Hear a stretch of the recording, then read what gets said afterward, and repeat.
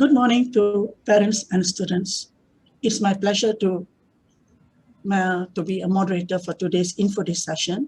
I'm Misham from Student Recruitment Division, and I'd like to extend a very warm welcome to all of you.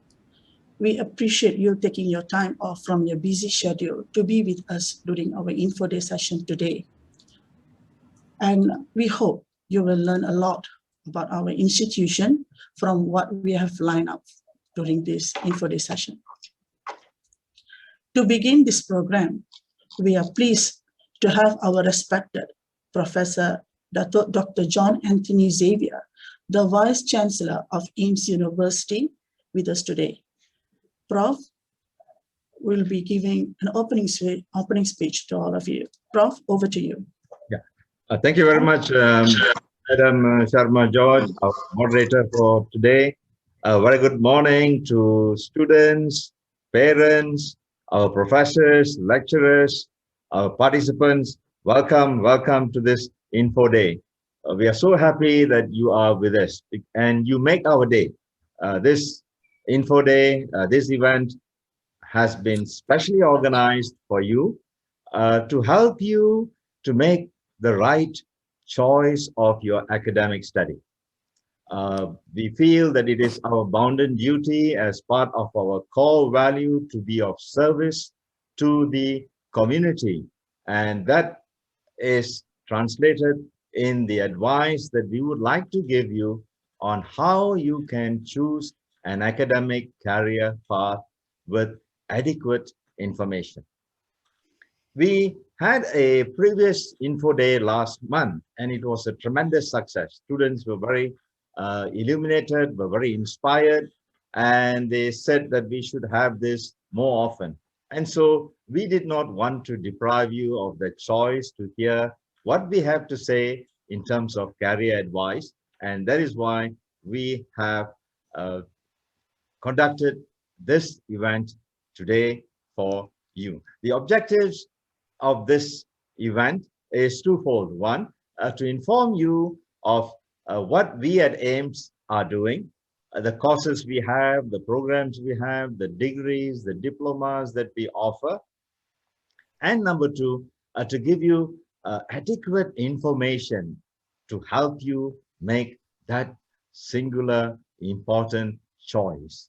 You are at the threshold of a very promising academic and job career, and we want to be part of that journey by giving you advice that will help you to make that decision as to how you want to go in your journey in life. So that's the reason why we have set this up, and I'm sure my professors and lecturers will illuminate you further on the courses we have, on the advice as to how you should choose an appropriate career, and even earlier an appropriate academic path.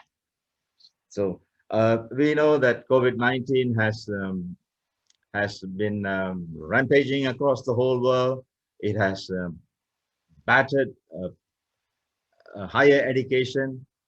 We too went through trying times, and I'm sure you too went through trying times. You had to go for classes online, and you might have missed some lectures. The OECD, the Organization for Economic Cooperation and Development, it is a club of mostly rich countries. They say online education can potentially reduce the lifetime income of a individual by as much as 3%. And we hope that we at Aimst will be able to compensate that possible loss that you might have faced as a result of online education. So don't worry, we are here to help you and to offer you the information to make the right choice.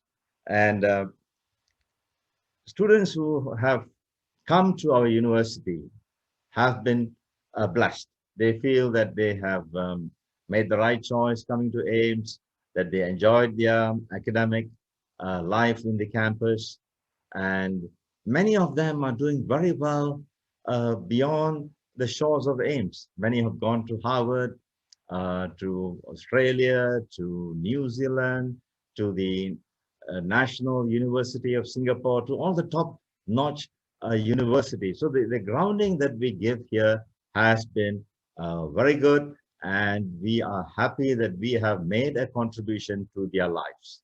But please don't listen to me.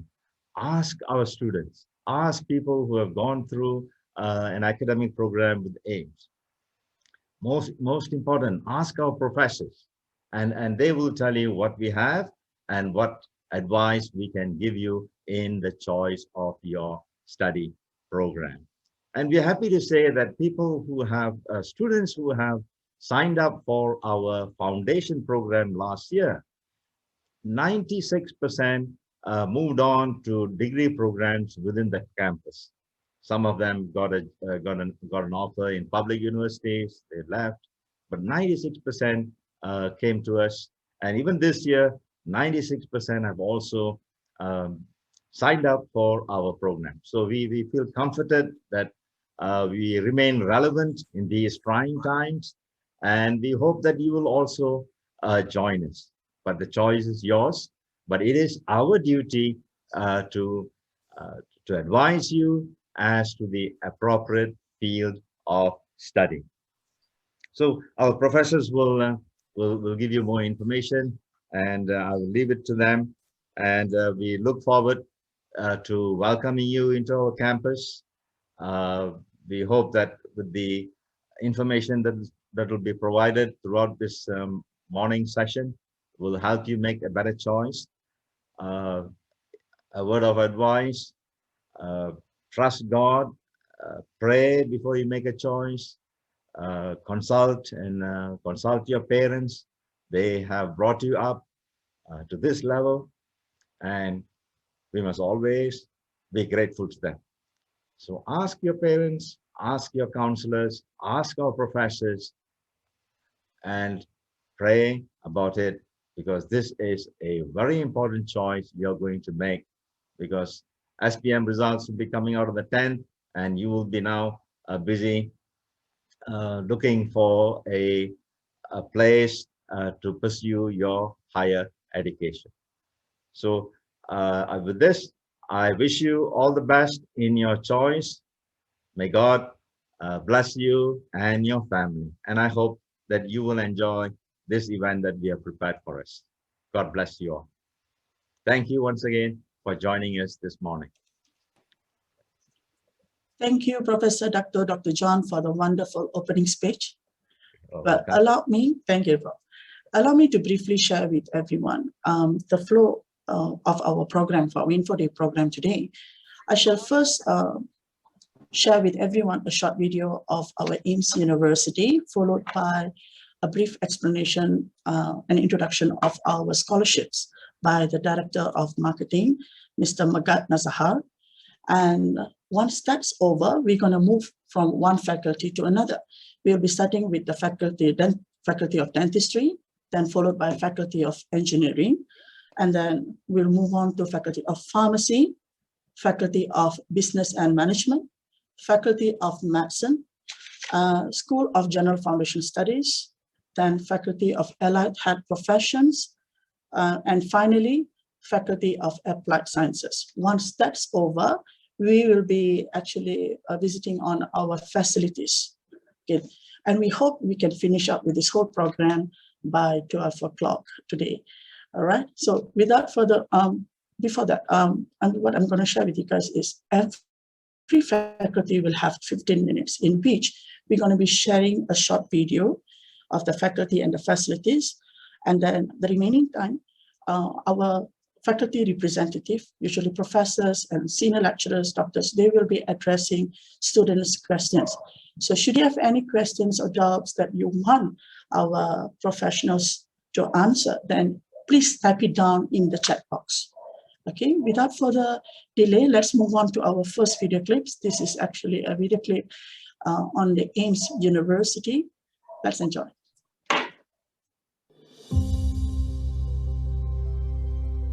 Education is for improving the lives of others and for living your community and world better than you found it. And it was this catalyst that created Aimst University. Imbued with the vision of its founder, Yang Amat Berbahagia Tun S. Samivelo, Aimst University has grown to become a premier private university in Malaysia, providing quality and affordable higher education for all. At our exceptionally beautiful Garden University campus in Semeling, Aimst University remains our best learning and research facilities in the country. We are dedicated to providing the best healthcare, applied sciences, engineering, and business programs.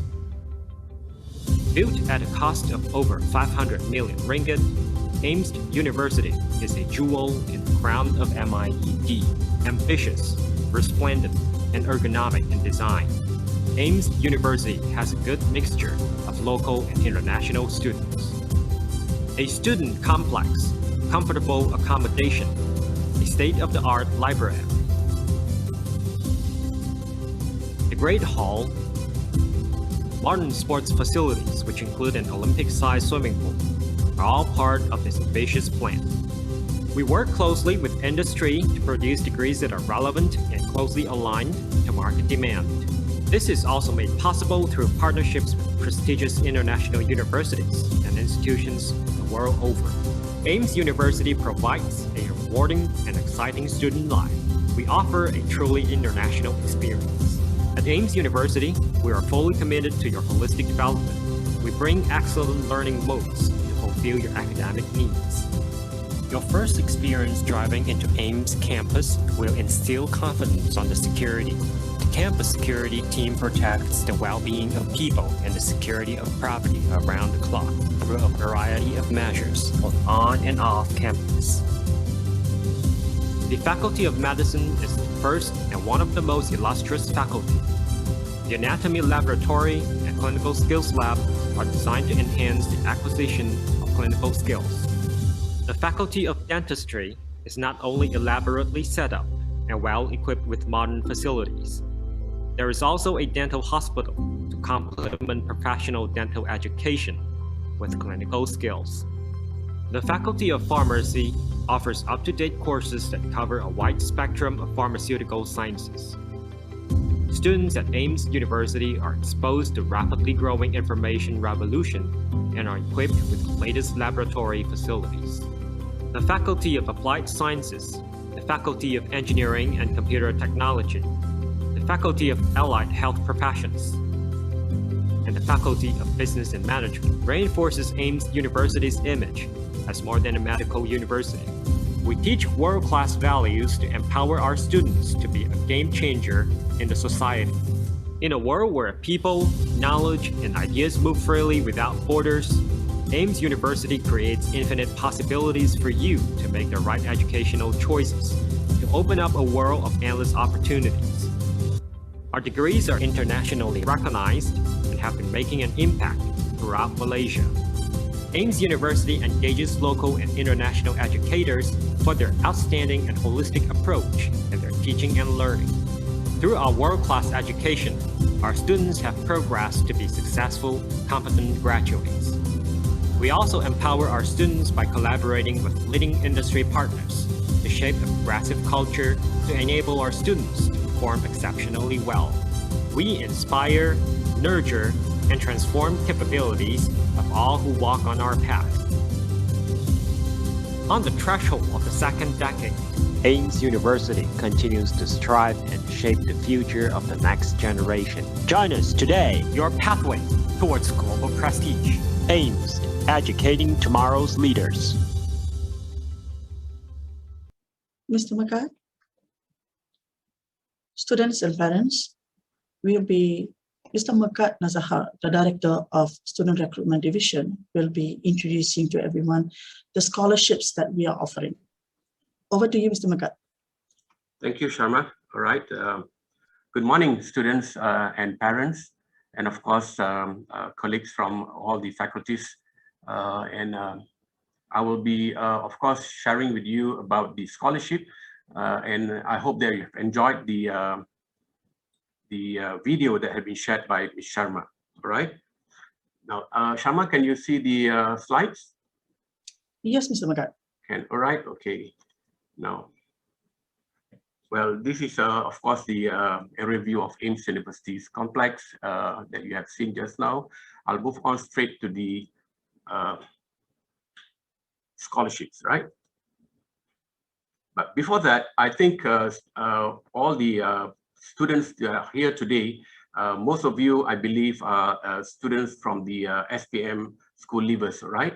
So before I dive into the scholarships matters, let me just clarify so that all of you are aware what would be the opportunity for you to move once you get your SPM results, and what are the programs that Aimst are available to offer to you. All right. So those students who are from the science stream, if you are a SPM holder with 5 credits, of course you are eligible to proceed to our foundation in science for 1-year program. Right. So once you've completed the 1-year program, so these are the list of programs that you are able to select depending on your area of interest or field of studies. You can go into MBBS or basically medicine, dentistry, pharmacy, engineering, biotechnology, nursing, bioinformatics, and biomedical science, right? So then if you are from the business school or from the SPM with the art stream or the commerce stream, with 5 credits, you are eligible to join our foundation program in business. Again, it's a 1-year program. And the choices of programs that you are able to select from our business program and management programs are accounting and finance, business and management, management information system, and finance and accounting and finance. All right. So now those students who have actually gotten your SPM results eventually on the 10th of June, which is tomorrow, I believe they'll be released or announced. Without the 3 credits or without the 5 credits, or you probably have only 3 credits, you are eligible to join our diploma program. We have a diploma in engineering and diploma in biotechnology, which is going to be rolled out within 2021. And once you've completed the diploma program, you'll be able to proceed to your bachelor degree program, which will take probably 2.5 years with your diploma program, and complete your degree program in engineering, biotechnology, bioinformatics, and biomedical sciences. So these are the choices for students who may only have 3 credits if you were to join the diploma program, all right? So likewise, for diploma in business and admin and finance, if you have only 3 credits, you can join our diploma program in business and management. And once you've completed the 3 years program, you'll be able to choose another 2 years to join our bachelor degree program, finance and management, business and marketing, and management information system. Of course, the detail of all these programs will be shared with you by the respective faculties lecturer shortly after my event. All right. Now about scholarship.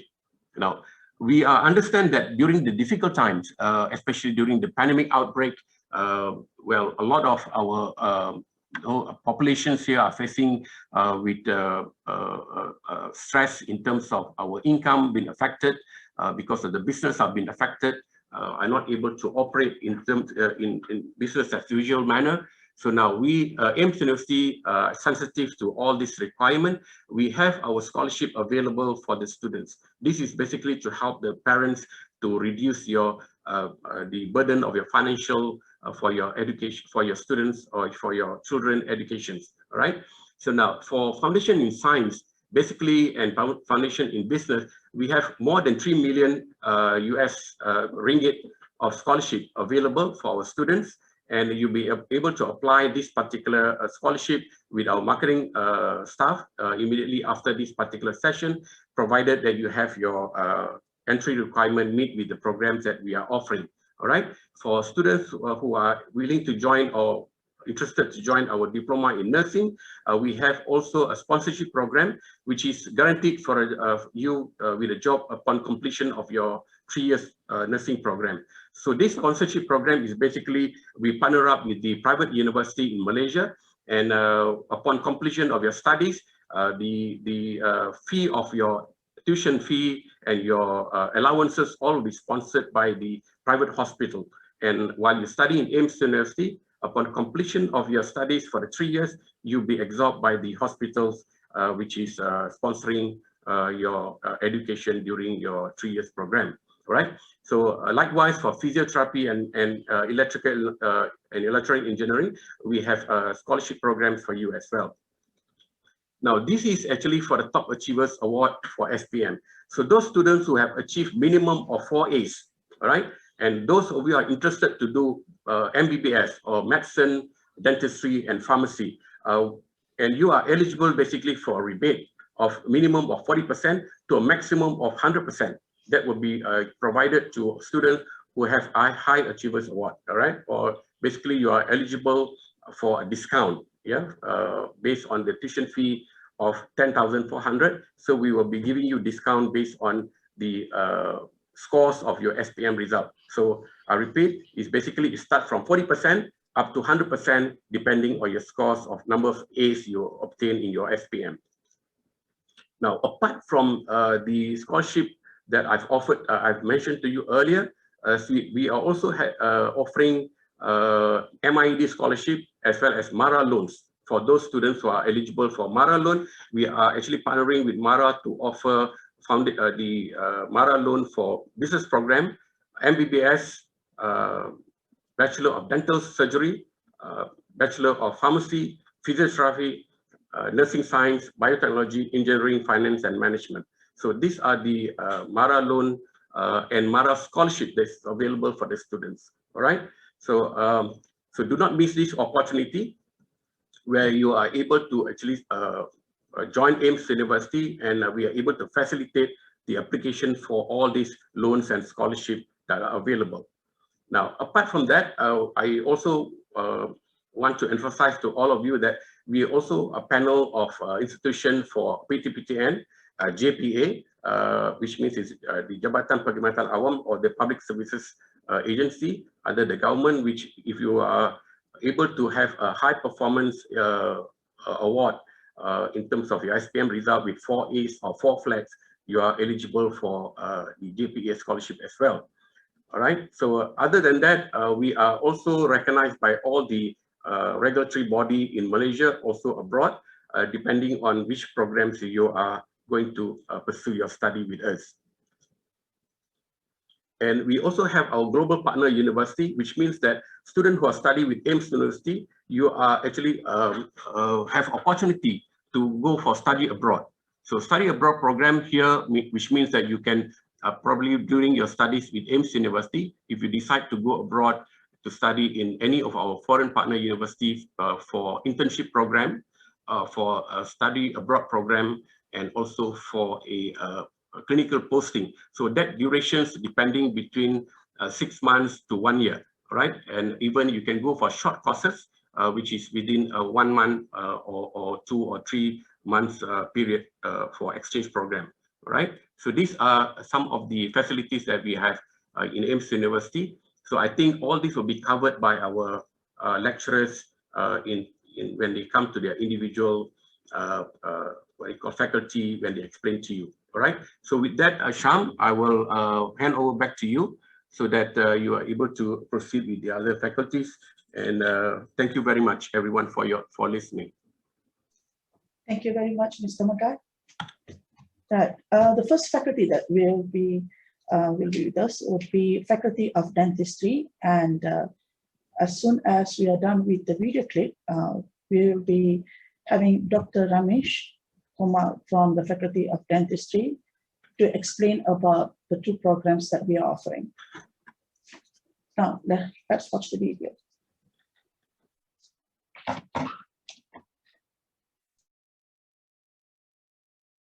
Hi, I'm Dr. Shivadas. I'm a pediatric dentist and I've been working in Aimst for past 6 years.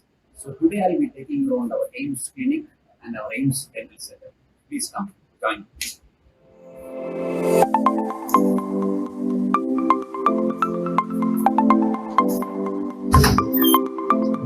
Our Aimst Dental Center started in the year 2005 and 16 batches of students have joined till now. and 11 batches of students have graduated. The Aimst University Dental Center provides the benchmark curriculum for our dental students. The infrastructure that we provide here are of international standards. We have got around 135 high-end modern dental chairs for our students, and these are custom made with specialty and benefiting from each dental units where we have a custom made dental chair. Each dental chair will be ambidextrous, that is, it can be used for right-handed and left-handed students. The staffs that train our new graduates are handpicked, are a blend of international and Malaysian staffs. These staffs always ensure that the students that graduate have high standards. The Aimst Dental Center to date has completed more than 50,000 patients. All the patients are optimally free of cost. Since we have got over so many patients, Aimst Dental Center, we have treated more than 50,000 patients to date. All the treatment that we provide are free of cost. We have got a wide pool of patients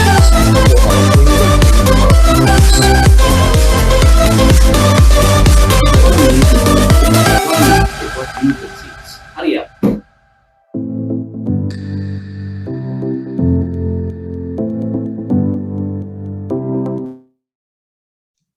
Dr. Ramesh?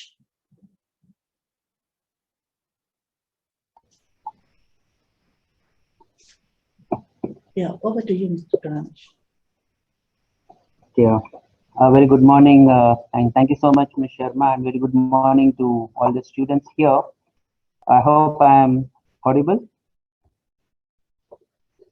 Yes, Dr. Ramesh, clear. First of all, I welcome you to Aimst University Virtual Info Day today, and also all the best for your SPM results tomorrow. Students who are waiting for the SPM results, as you have seen through the video, Aimst Dental faculty. Just give a small background about the faculty before you could shoot out your questions. So Aimst Dental faculty, we started in 2005, and we are proud to say we are the first private dental university that has been started in Malaysia. Till date, we have around 16 batches of students who have joined us, and 11 batches of students have been graduated. And we are also proud of our alumni. We are the private dental university which has the highest number of alumni. So more the alumni, more the achievements, and you have a big group of alumni and students from whom you can share the knowledge through. And in Aimst University, we have two programs under dental faculty. One is Bachelor of Dental Surgery and Bachelor of Dental Technology program. Well, many of you are much aware about the Bachelor of Dental Surgery program, which is a 5 years program. After the 5 years of dental surgery program, you will be an certified dentist. And after 5 years of program, you have to undergo 1 year of housemanship under ministry, following which you can start your private practice. The second program is dental technology program. Again, dental technology program is the first of its kind in Malaysia, which Aimst is offering. The dental technology program is a laboratory oriented program where most of the dental related appliances are fabricated by the dental laboratory technicians. So we call them technicians or technologists, and it's a 4 years program. After 4 years of completion of dental technology program, the bachelor's degree, you will be able to work in the government setup, in armed forces, or in any private dental technology laboratories in Malaysia. There are around 200 to 300 dental laboratories in Malaysia, so which require a good number of dental technologists to work there. So there is an high demand for the dental technology program currently in the country. And we have already graduated 3 batches of dental technology students, and all the 3 batches of students are already placed in job in various top level dental technology laboratories in the country, as well as in Singapore as well. So these are the two programs that we are offering currently. So before I could proceed, is there any questions or any doubts from any of the students? You can just shoot out. We'll be happy to help you. Okay, the first question I would see here. How many students are there in the BDS program this coming intake? Every year, we have 75 students an intake, 75 students intake in BDS program and 18 student intake in BDT program. And I'm also happy to announce that for the past 15 years, all our 75 seats have been taken over. Means we never have any seats left behind like other universities which would fill around 75% of the seats. But Aimst University is very competitive. We have 100% seats taken up every year. So this year we have 75 MBA BDS dental seats available for the students. Any other questions? During this MCO period, do the hospitals have enough patients for students to fulfill requirements in order to graduate? Yes. Aimst Dental Center, which is again 12 years has been in function. We have more than 50,000 registered patients, and we have a lot of patients in the waiting list. So our students don't have any difficulty in getting patients to complete their requirements as such.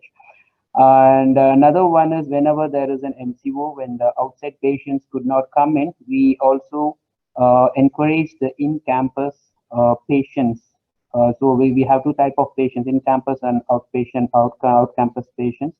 So patients who are coming from outside nearby areas, and in-campus or the patients who are workers in Aimst University or colleagues. So students are also encouraged to operate on the in-campus patients to complete their clinical requirement.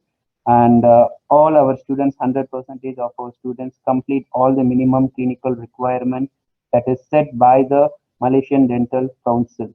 In fact, our clinical requirement is much higher than the Malaysian Dental Council's requirement. So our students get more exposure and more experience in the clinical procedures when compared to all other universities in Malaysia. I hope that answers your question, Zandalao.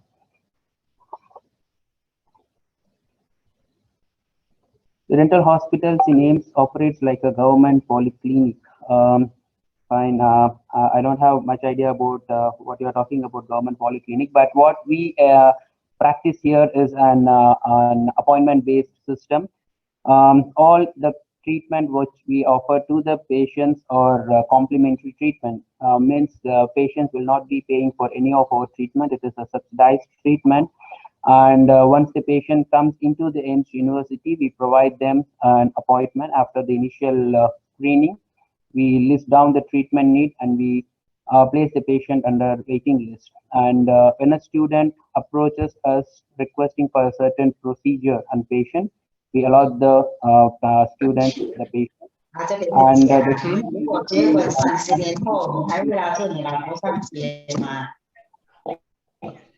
so I think others can please mute. Okay, thank you. So what we follow here is a comprehensive treatment plan. Means once the student graduates from Aimst University and he does a private practice, when a patient comes to the practice or for a treatment, the patient has to be comprehensively treated. Means right from taking the history of the patient, treating the chief complaint, and entire oral cavity issues has to be sorted out by the dentist. So that is what we call as a comprehensive treatment plan, not specialty-based treatment plan.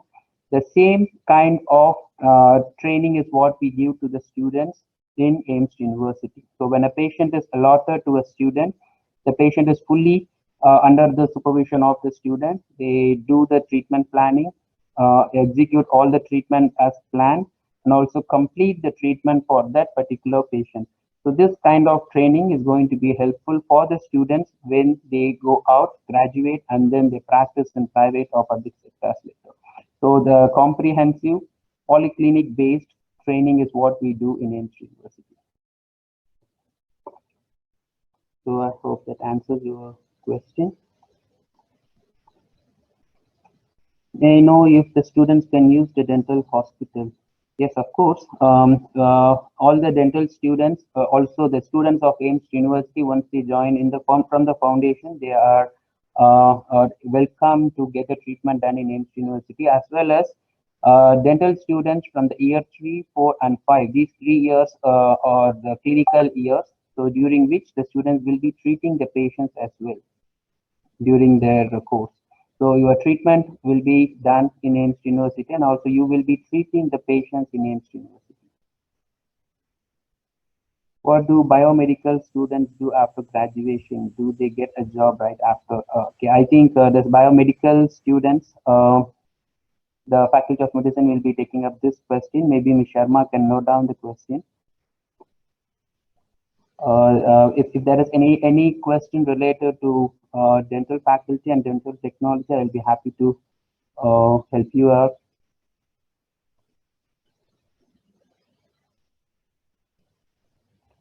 So if there are no questions, just a few additional points which I would like to highlight about the dental program in Aimst University. We do have an Aimst Dental Center. The dental hospital is within the campus itself, which will be complementing the dental program. And every day we have around 100 to 150 patients attending the dental clinic. And right now we have more than 50,000 registered patients, and all the treatment provided for the patients in Aimst Dental Center is free of cost. We call it as complimentary treatment. So students get a wide variety of patients treatment procedures that they can train on, and each and every procedure that the students do is being supervised by a specialist. So under the specialist guidance, they will be performing the procedure that helps them to immediately correct if there is any doubts they have during the clinical procedure, as well as they complete the treatment successfully for the patients. So this is about the dental center, which also has around 8 clinics and 3 laboratories with 2 what do you call radiology sections. We have a dental radiology unit with the latest equipments for investigation, radiological investigation, which is also placed inside the campus in the Aimst Dental Center. Apart from that, we have 135 high-end dental chairs. Some specific points which Aimst Dental Center has been established is we have an ambidextrous dental chair. Each of our clinic has 2 ambidextrous dental chairs. So most of the dental chairs that is available in any institutions are designed to be practiced by a right-handed dentist. So there is much less importance given to a left-handed dentist. So these minor details have been taken care of in Dental Center. We have an ambidextrous chair in each of our clinic where a left-handed dental surgeons can comfortably train during the program. So each of our 8 clinic has 2 dental ambidextrous dental chair. So that is the kind of treatment and the training what we give to students, taking into minor details also into account. So so join us, and we are hoping to welcome you to our dental family at the earliest. That's all I have to share with you. If there's any more questions, we can just go ahead, or else back to Ms. Sharma. Thank you, Dr. Ramesh. Is Dr. Hari ready, Dr. Hari? Yes, yes. All right, so okay. Thank you so much, Dr. Hari, for being here. And I would like to now hand over the floor to you to basically share your faculty with our audience. Thank you so much. Right. Okay. Hi, a very good morning to students and parents. I'm Dr. Harindra Prasad, the Dean of the Engineering Faculty. Let me share a bit more about our engineering programs. Okay. Okay, welcome to Aimst University, Faculty of Engineering and Computer Technology. So currently we have two programs. The first program is our Bachelor of Engineering in Electrical and Electronic Engineering programs. It is a 4-year degree program with 135 credit units. And we will be given a 3 months for intensive industrial training. And all our subjects are inclined with the Industrial Revolution of 4.0, such as big data analysis, AI, cybersecurity, Internet of Things for industrial application, smart grid, 5G communication, and robotics. And our second program is Diploma in Electrical and Electronic Engineering program. It is a 2.5 years program. It is a 95 credit units, and it is also given a 3 months of intensive industrial training program. And our diploma program is also accredited by MQA. And upon completing our diploma program, the students will be given a 1 year of credit transfer to pursue their Bachelor of Engineering program at Aimst University. So this is our educational pathway for students who have completed their SPM, which is going to be tomorrow. They're going to get their results. So students, they have two pathways they can pursue with. Is one is they can go through our Diploma in Electrical Electronic Engineering program, which is a 2.5 years. And another alternative is a foundation in science leading to our engineering program. Upon that, they will be able to pursue their degree in Electrical and Electronic Engineering program. So after finishing their degree program in Electrical Engineering program, they have two options. One, if they can either go to their employment in industrials, or they can either proceed with their master's or PhD in Electrical and Electronic Engineering program. Okay, since our degree program is accredited by Board of Engineering Malaysia, those candidates who have been employed, they can also proceed for their professional electrical and electronic engineering program, which is they require 3 years of professional development and working experience, attend required courses by the Board of Engineering Malaysia, and pass the professional assessment examination, which is known as PAC. Therefore, they will be able to get their IR status. So just to add on, now we also do have our MARA scholarship for our Bachelor of Electrical and Electronic Engineering program.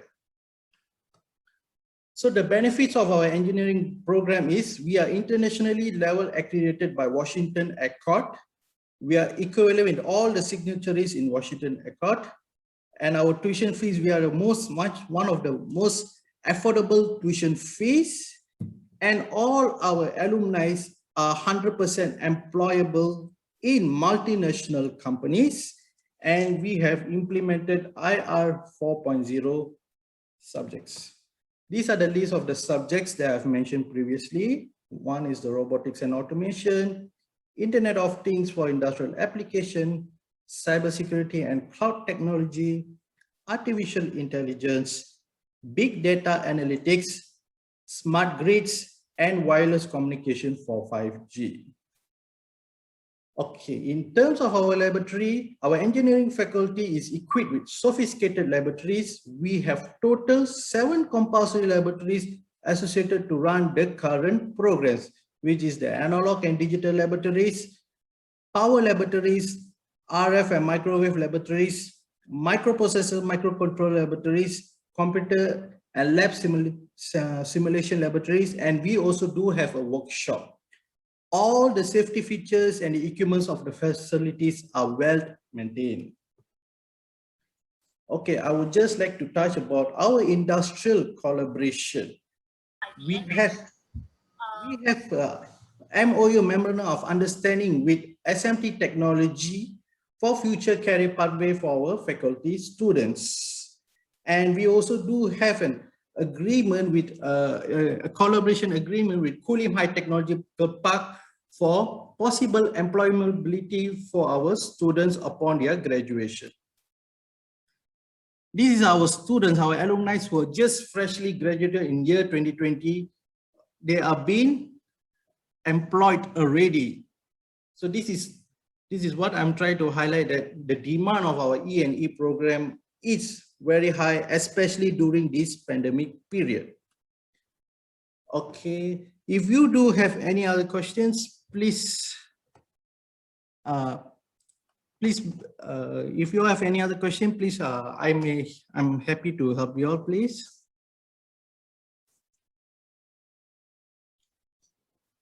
Dr. Hari? Yes, I think, Sharma. yeah, while waiting for the questions to come in, I think we will play a short video clips for your faculty. Okay. Right? Okay.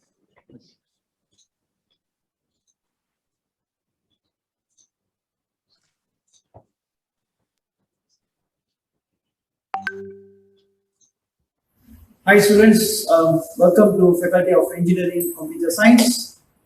I'm Engineer Pratap here. I'm going to introduce our labs and our equipments here. Let's go students.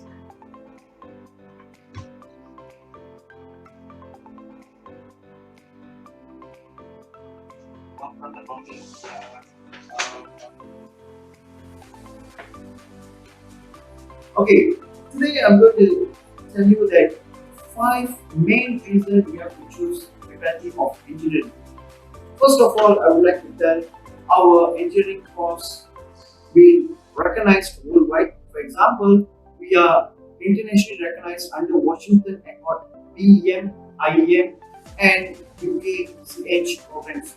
So, for your information, I want to share second part, what's the advantage you choose Faculty of Engineering in Aimst University.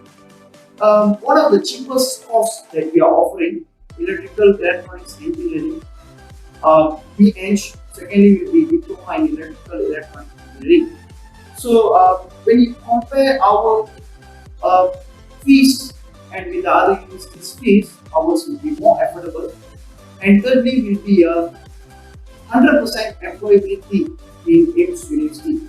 So students, so normally when we compare the quality, we are not compromise on the quality of our education, and we will normally be teaching in a small group, which we will give full attention to the students, and any queries you can straight away ask the lecturers, and our lecturers are very helpful, and they will guide you until end of the final year, until your final year examination. And secondly, I would like to tell we got 8 labs. We got 8 labs, which is one of it is analog and digital lab. Second,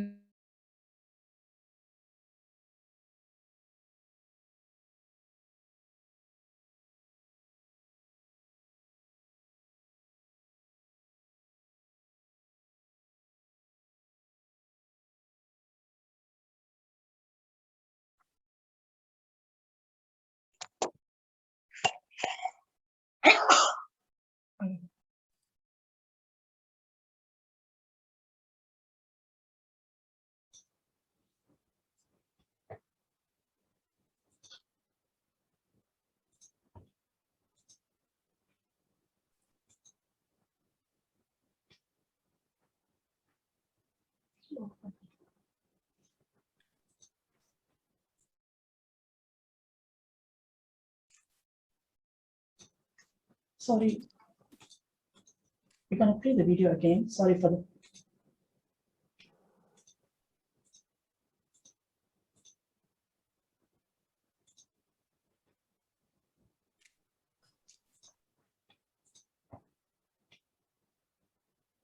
students did these Lego robots you can see here. Okay, this is you can sense it everything most of it. Example, you just say for any we call as any distractions, it can change the position, and so it can map.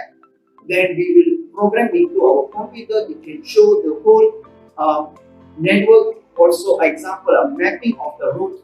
So these are the few Lego robots being done by our students. And secondly, one of our final year students did is a e-bike. E-bike is more to running in a battery-based bike, Okay, when you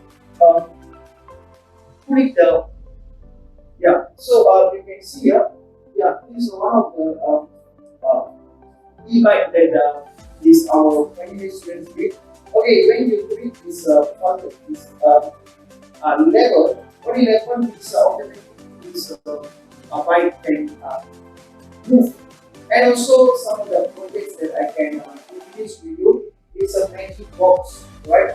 So you can key in any numbers inside and you can show you end of the day what you have imagine the number, so it can show you the number that you are imagining in your mind.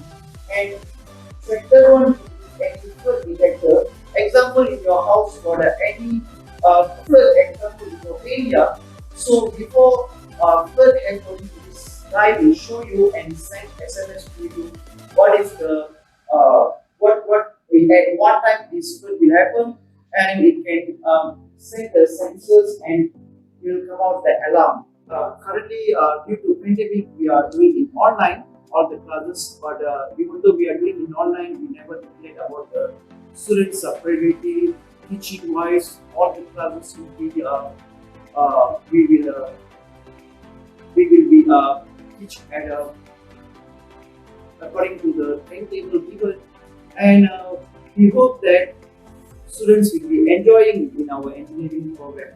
So students, yeah, what is the advantage of Aimst with this engineering program compared to other degree programs? Ours will be more based on hands-on. We will give more hands-on skills for you, and also there's a lot of other courses we will be offering for you if you need any other skills, extra skills that you guys need. We will help you to gain the knowledge on that particular areas. For example, normally one of our students currently did the high voltage engineering one project, which is being recognized by the IBM and even gold medalist. Okay, students, 10 minutes not enough for me to tell all the advantages in our Aimst engineering. Hope to see you guys. All the best. Bye bye.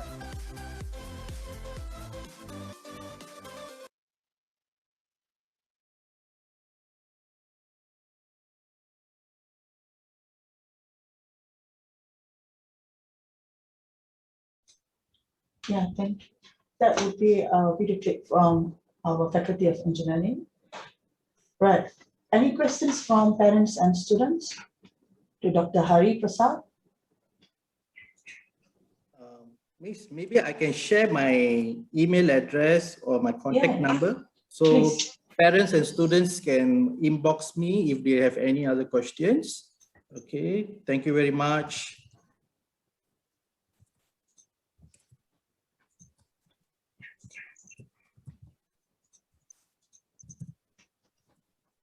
Thank you, Dr. Hari.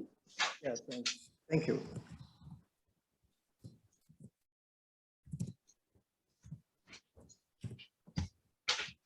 Next, we'll be having the Faculty of Pharmacy. And after the short video clip, Dr. Ng, who is our Dean of Faculty of Pharmacy, will be addressing students with questions.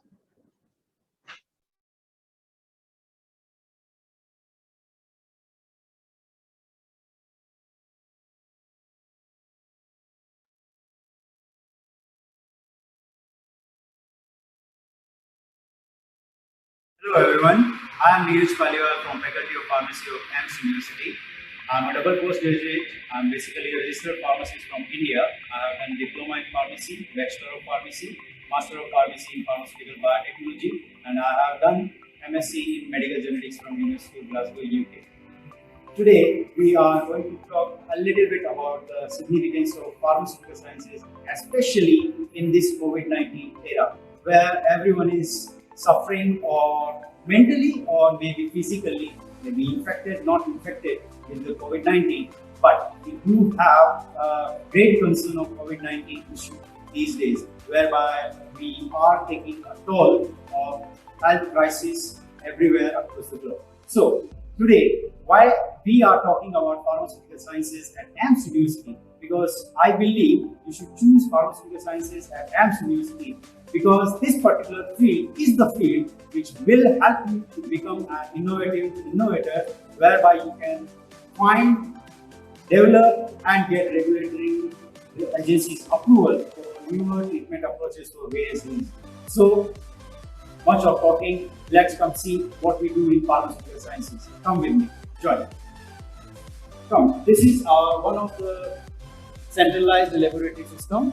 It is a multidisciplinary laboratory which we have, and you can see it has a good capacity of about 120 students together, and we have many laboratories. This is just one of them, and we are going to talk about something which we are going to prepare today and show it to you how a pharmaceutical sciences graduate will be helping you to fight against the COVID-19.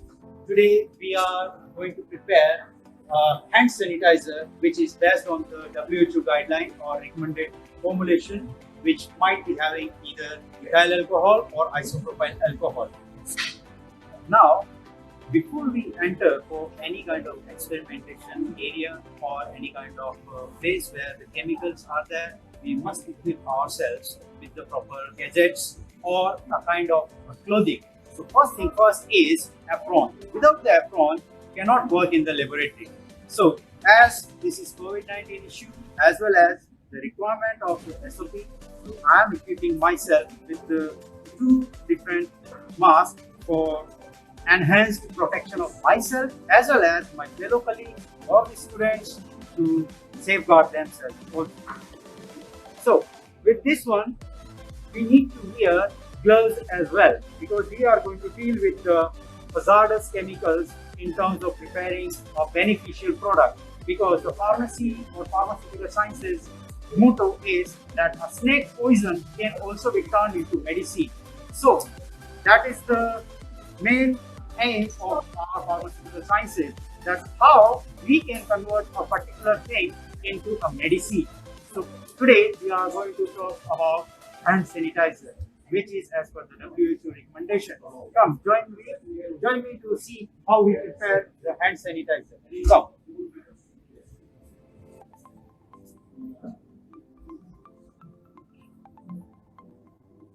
Okay, so before we proceed for the preparation of hand sanitizer, I would like to mention the significance of it and why a person should know about it, especially in this condition of COVID-19 pandemic, where each and everyone is mentioning that we must sanitize our hands each and every time whenever we go to any premise or we try to enter or while we are leaving. So as you know, COVID-19 cases are day by day increasing. People are getting affected, so we do need to prepare ourselves. Yes, we need to go for vaccination. However, day-to-day practice, till we get the vaccination done, we need to get ready for precautionary purposes as well as to keep ourselves safe. So what is hand sanitizer? Hand sanitizer is nothing but a kind of preparation which eliminates or reduces or kind of kills the bacteria or the viral content inside the cells, or maybe the aerosol which has been spreaded by the patient. We can eliminate that with the help of hand sanitizer from our hands. Okay, yeah, sure. Okay. So now hand sanitizer has been prepared as well as has been given some guidance by the WHO, World Health Organization. So here I am going to show you how we can prepare WHO recommended hand sanitizer preparation. However, you have to be careful.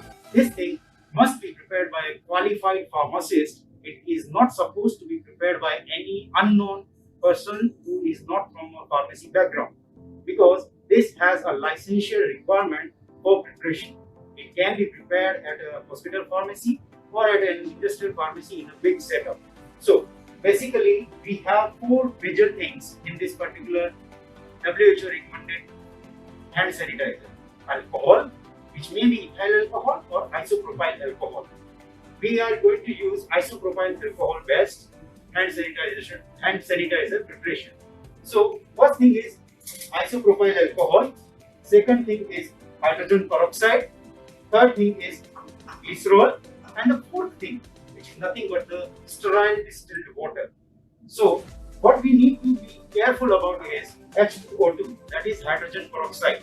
It might be dangerous for any person who is exposed to it.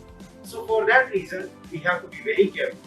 There are various formulas across the globe, modifications are there, and due to their efficacy level, there are many things. However, the standard WHO recommended preparation for the hand sanitizer requires 75% of isopropyl alcohol in the final preparation, and hydrogen peroxide with 0.1 to 5 percentage volume by volume preparation, and the glycerol should be 1.45% volume by volume.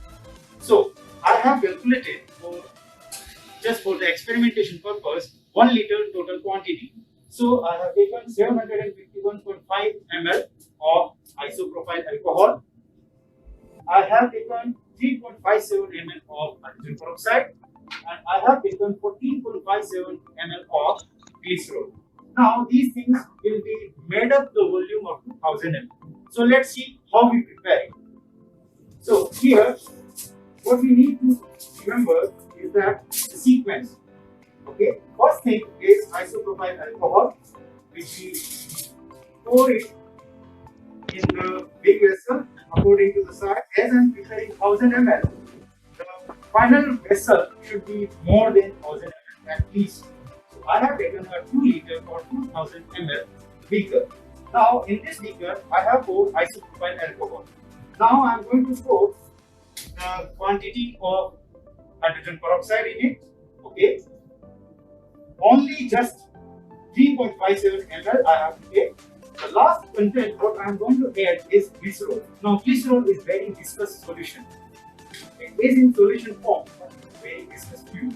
So when we pour it, it might not be going completely, or it might be stuck inside the cylinder. Now, how to get rid of it? We can pour the distilled water which is required for the makeup of the volume of 1 liter. So what we do is, we can rinse this particular cylinder by just mixing this one and take it in this one. Now we need to stir it to mix it properly. So we mix it. However, still the required quantity of the distilled water is pending to be added.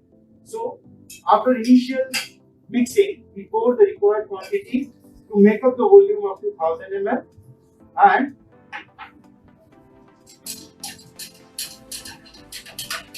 as you can see, the glycerin is there, it is viscous, it requires agitation. We need to mix it properly.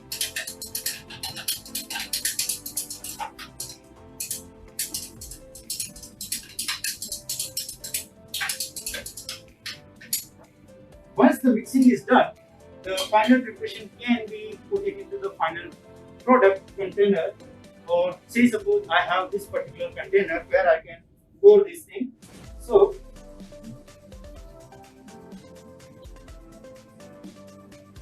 I can pour a little quantity or as much as you want in this particular final preparation.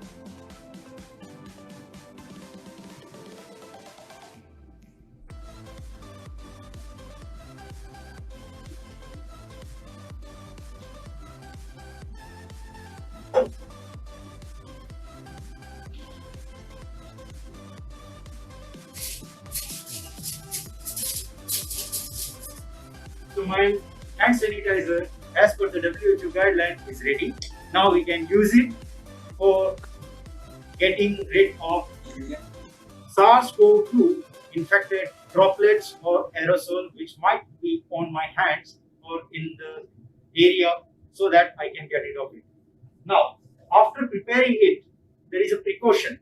We need to keep this final preparation for 72 hours under the storage condition below 17 degrees centigrade for some time, for 72 hours. Why should we? Though we have utilized sterile water, however, the cyst or the spores of the bacteria or fungi might be still there in case of the vessels. So for that, to hydrogen peroxide that are used to react on those particular spores and get rid of them will require some time. So hydrogen peroxide will eliminate all the spores which might or might not be there in the final preparation. Once the 72 hours are over, then we can utilize this particular hand sanitizer. One part of the pharmaceutical sciences has been shown to you. However, our work doesn't end here. We are dealing in many diseases, treatment options. We develop the medicines like solid dosage form, semi-solid dosage form, liquid dosage form, and especially the SARS-CoV-2 virus-based vaccine. Whatever the vaccines you are hearing these days, these are all prepared by pharmacy graduates or pharmacy professionals. These cannot be prepared by anyone other professionals. Only the pharmacist can work in this area. The main thing for the pharmacy is to treat, to find out the innovative approaches by which we can control or eradicate the diseases. So whatever the medicine you see in any pharmacy, these are all prepared by pharmacy graduates. So come join our beautiful campus of Aimst University, where you can explore how you can develop newer medicines for different treatment options, for various diseases, because mankind is not going to have only one disease. We have multiple diseases, named as diabetes, cardiovascular disorders, or any kind of stroke issues, or Alzheimer's, or Parkinson's disease. All these are treated by pharmacy graduates developed medicines. So if you are at all interested to dare yourself and challenge yourself to come up with innovative medications for developing a therapeutic approach for any kind of disease, come join us. We will help you and hope to see you soon. Thank you.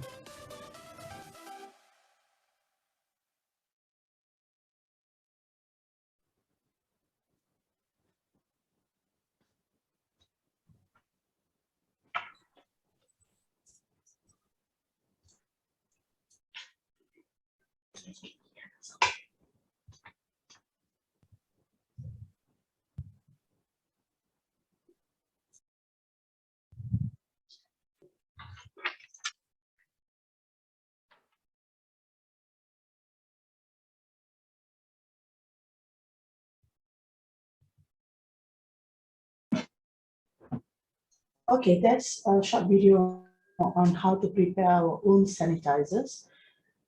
Next, we will have our Dean of Faculty of Pharmacy, Dr. Ng. Dr. Ng? Yeah, I'm here. Thank you, Mishama, and thank you. I would like to acknowledge the one that in the video that we shown just now, my colleague from Pharmaceutical Technology Unit. So anyway, very good morning to all. Well, tomorrow is a big day, I believe, for most of you. So it's just the right time, I think, thanks to the organizer.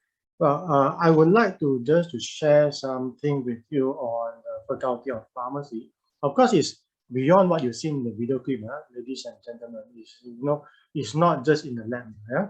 So pharmacist is not just in the lab. It begins from the lab, from identifying the drug molecule, to synthesis the drug molecule, to make the drugs into special formulation, test it in animals, eventually on human, and even the drug approval is also from pharmacists, and eventually to be used in human by pharmacists. And you design the specific regime for specific people, you compound specific formulation for specific patient, and this is why it's a broad range in pharmacy practice. But before that, I just share, a slide and also a video clip, a very short video clip on top of that, to let you know more about the pharmacy program by Aimst University.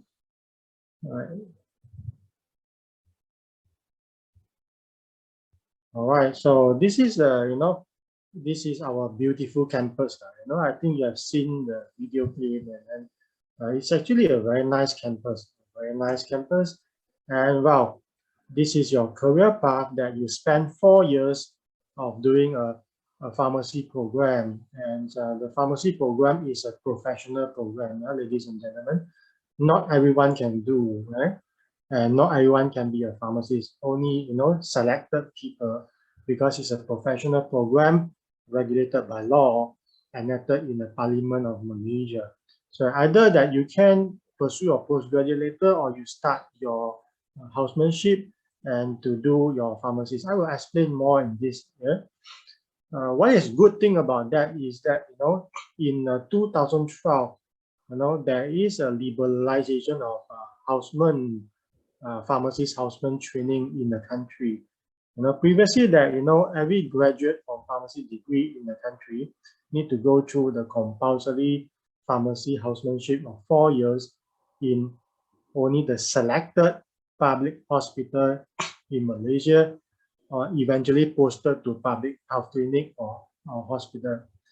So that also happened to other healthcare related courses, So, and then, they may need to wait up about a year or 9 months in order to get a placement to do their housemanship before they finally registered with the pharmacy board of Malaysia, and they can get the license to practice and to call themselves as a pharmacist. So the good thing of this liberalization is that once you graduated from university, you can go straight to any gazetted approved site to do your housemanship. That includes pharmaceutical industry, include community pharmacy, include private hospital, include academia, university, and sales and marketing to do your housemanship. And then in order for you to get your full registration with pharmacy board, for you to get a license to practice as a pharmacist. So you do not need to wait. You do not need to wait for months. So this is why, all our graduates from our university, they get 100% employment within 3 months, because, basically you just go, right? This is a good thing of pharmacists as compared to other healthcare related courses that, you can do your housemanship in all the liberalized training centers, right? So that this you see include the community pharmacy, private hospital, GMP factory, and even some veterinary pharmacy, right? So because what is in your mind that pharmacy, this is what in your mind, right? It's always a community pharmacy. Well, it's right, especially now, always pharmacy come in the newspaper every day that allowed to continue operation because it's an essential. Drugs is an essential. With a growing number of population in the country that reaching 33 million, even though now it's 32.7 million to be exactly, that excluded foreign workers and unregistered people in the country. I assume it's about 33 million people in the country, that there should be a growing demand. Medicine is always a never-ending demand, so the profession is always needed. So what is the privilege? The privilege of being a pharmacist. Privilege is that not everyone can open a shop, and run a pharmacy. No, even though that you are very loaded, you are very rich. No, you cannot open a pharmacy business. If you are very rich, can you open a McD? Perhaps yes. Can you open a coffee shop? Definitely yes. But can you open a pharmacy? No, because pharmacy must be owned by pharmacists only, by the law. It must have the full control of the pharmacy and have a significant share if this is a Sendirian Berhad. And because pharmacist is the only profession in the country that by which is empowered by the law, gazetted in the parliament, that you are the only profession that can import, store, sell, deal in general with all poison in the country, all drugs in the country, including cosmetic. You may not know that if a cosmetic, like even a toothpaste, that want to enter Malaysia, that pharmacist is the one that sit in the customs office and approve or disapprove the item to be entered into Malaysia, which include your COVID-19 vaccines. Right? So you have a very broad pathway. You can go to hospital pharmacies, be it in government or public, you can go to community pharmacies as what you know, there are certain areas that really lack of community pharmacy. Certain area except Klang area and Penang. You can be an academic pharmacist like us in lecturing, industrial pharmacies, in whether it's in manufacturing or non-manufacturing, means sales and marketing. You can be a compounding because there is a pharmacy, compounding pharmacy. Perhaps you do not know that they specially cater for specific patient to compound specific formulation to cater for their needs. And if you don't like, you can do it all the law of poison. There will be a regulatory affair, and you register the product so that it can be sold and bring it into the country. Or you just provide information, a store pharmacy, right? A clinical that you wish to go to see, in touch with patient, you just go to the ward, with specialty like ICU, critical care, oncology, cardiology, nephrology, right? Oncology pharmacies, radio pharmacies, like nuclear pharmacies, you only deal with radionuclide medicines, and then some veterinary pharmacies, research pharmacies, and well, consultant is maybe later. So you don't like, you still can go to logistic, because you deal with all the store, because you are the one that only you with holding a license A can import, store any poison. Anyone that go beyond that will be prosecuted to the court, right? And no one can use pharmacy name because it's patented, and no one can call themselves a pharmacist. A lot of people outside, they love to call themselves pharmacists, even though they are not, or holding a diploma, but they cannot. If you call yourself a pharmacist, but you do not hold a recognized pharmacy degree, ladies and gentlemen, degree from Aimst is recognized by the Pharmacy Board of Malaysia, is gazetted in the law. You can find in the books of law that Aimst University is inside. So if you do not having this and you call yourself pharmacist, any name or title of pharmacist, pharmaceutical chemist, druggist or pharmacist, anything that you are subject to be prosecuted to a sectional court of Malaysia of 500 ringgit and 50 ringgit every day for calling yourself a pharmacist, right? So these are the advantages. You see, the license A is basically only pharmacists can hold license A. So what license A can do to import, to store, to deal by wholesale or retail, or wholesale or retail only, any poison in the country. And who can hold the license? Can medical doctor? No, pharmacist, right? So this is a program structure that, we have a 4 years program structure, but we are going to reduce the fundamental component. We are going to design a curriculum that, is more to practice. We are going to reduce less of fundamental, like, chemistry component, but chemistry is a must for pharmacists.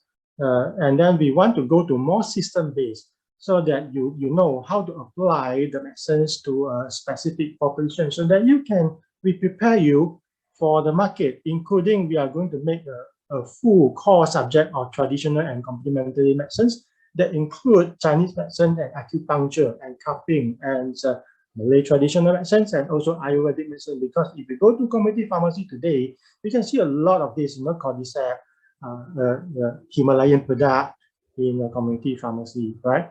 And of course, we have rehab medicines. So this is a 4 years program to a maximum of 6 years of 8 semesters each. And these are the entry requirement. And if you are from SPM with 5B, then you can go to foundation science because it's only 1 year, and you can come into our program, right? If you are from UEC, you also can come in. And well, this is what SPM with a minimum of 5B in all the science subject and one other subject. So these are our fee is very affordable. If you compare to all the School of Pharmacy in Malaysia, you can see that this is I believe is the lowest fee among all. So before I open for Q&A, allow me to share just a very short video clip, to let you know more about our program. Yeah.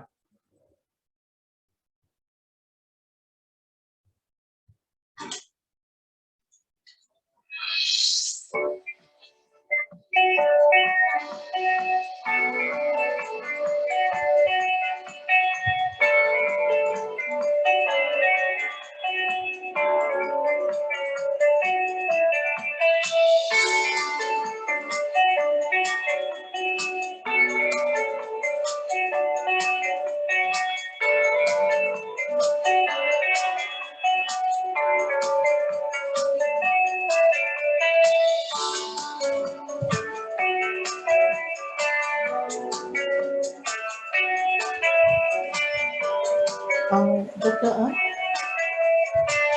Dr. Yes. Yeah, if the video is not. Sorry. I think you have to replay the video. We can't see the video. Oh, is it? I need to replay the video, eh? Yes. Now can you But see the video? No, we can only see a folder. All right. Let me share again. Share my folder here. Now you have to share the video. I stop share first. Share folder. How about now? It's still showing your folder. Oh, okay, sure. Let me see. Stop share. I just open it first.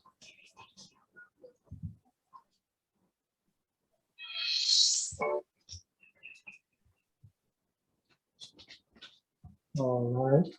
Let me see. Share screen. Yeah, is it? Can be seen now? Yes. Okay. All right. Yeah, great.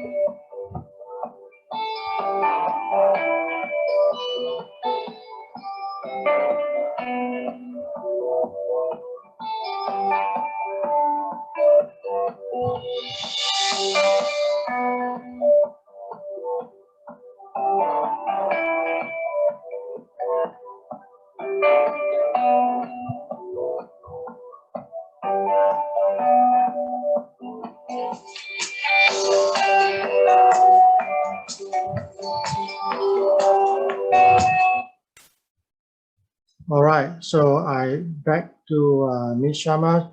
We can start take the Q&A from the floor. Thank you. Thank you very much, Dr. Ng. Now, any questions from students and parents?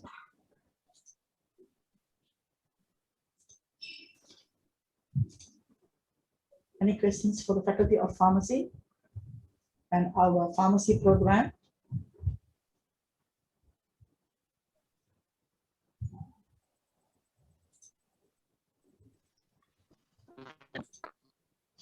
Question.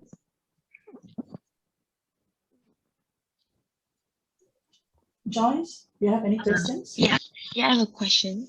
For pharmacy graduates, right, are we allowed to work in pharmaceutical industry? And if so, what kind of position can we secure?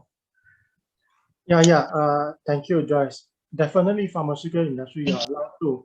Definitely, they are taking in the Bachelor of Science and also Bachelor of Pharmacy, but we have a conversation with them.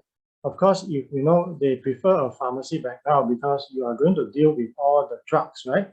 So, well, in pharmaceutical industry, you have a few, of course, the title will be pharmacist. Is higher because pharmacists in pharmaceutical industry normally you will go to a manager level, and of course later on you have a title like you can go to a QA and quality control. Either it's a quality control or because they need a license to purchase a bulk of poison, then you are purchasing in the industry, or you would be the regulatory pharmacy in the industry to register and GMP. They need you for the good manufacturing protocol, right? The GMP. So there is a few like, but you definitely will be go to about a managerial level. Just. Thank you.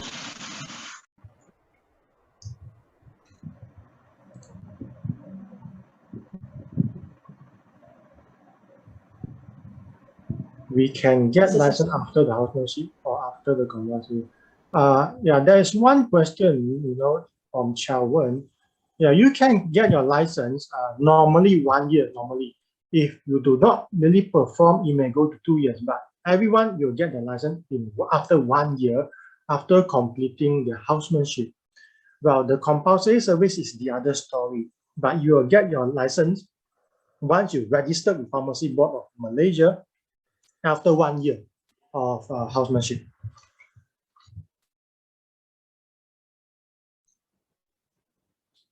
Any more questions? Any more questions for Dr. Ang?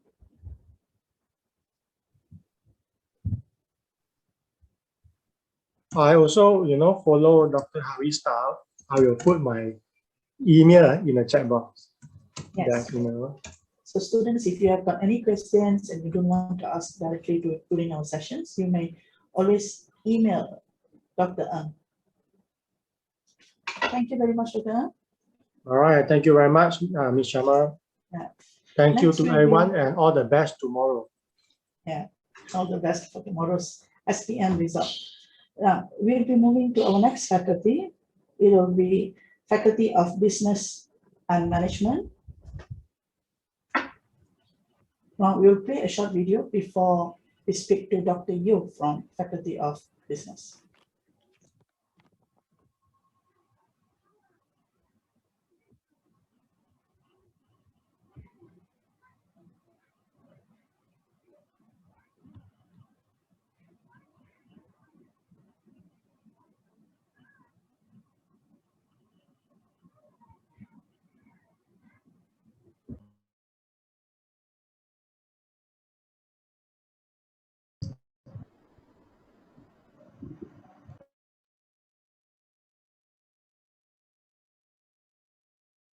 Hi, good morning. I'm Dr. Nikri Shanmugam, the Dean of Faculty of Business and Management at Aimst University. To know a little bit more about myself, okay, I've been in the academic profession for past 22 years. I've done my PhD in Finance and Management. I've published various articles in the field of finance. To know more about our programs, which have been offered by Faculty of Business and Management, let's go to the computer lab right now. Namely, we have 4 undergraduate programs and 2 postgraduate programs. Okay, for those students who actually go to pursue their degree in undergraduate programs, actually they are coming from various streams. Okay, one of it I can name it is Foundation in Business, which is full scholarship program. So after they finish their 1 foundation, they'll be stepped into the degree program for various degree, namely Bachelor of Science Honours in Business and Marketing, Bachelor of Science in Finance and Management, Bachelor of Science Honours in Accounting and Finance, and Bachelor of Science Honours in Management Information System. If you look at into all our degree programs, it's actually a versatile program whereby 2 field of components has been combined together in such a way that to make the graduates to be more equipped in a way that the skills are there for them to be marketable in the employment. Okay? So in that way, there's one plus point for our graduates. Actually, all of them are secured to their job. Okay? And the other thing is actually our accounting and finance as well as finance and management degree, it is having exemptions from ACCA as well as ICAW. Okay, so in that way, if you look at it, our programs are more versatile, whereby the versatility is actually providing more opportunity for our graduates to grab the job opportunities outside there. Okay, to know more on our teaching and learning activities, okay, having said that current situation doesn't allow us to go for physical learning totally, we are into the hybrid learning. Okay, what I mean by hybrid learning, when you look into our business program, okay, it's not necessary we need to have face-to-face classes. You can always do the hybrid. It means like there are online classes and there are also physical classes. So in such a way that we actually fulfill the requirement of the program, enhancing the students' knowledge from various aspects, whereby currently when you look at it, the digitalization is one of the aspects whereby actually allow the students to explore more into the business world. Okay, to know more on this method, please join us in the next intake. See you then. Bye. Thank you.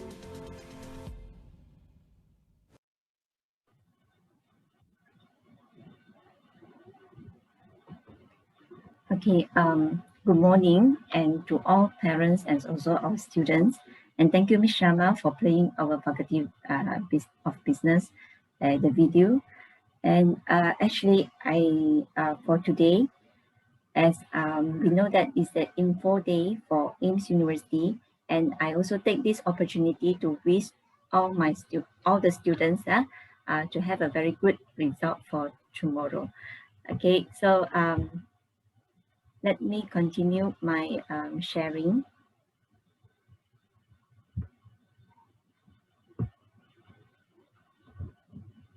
Sorry.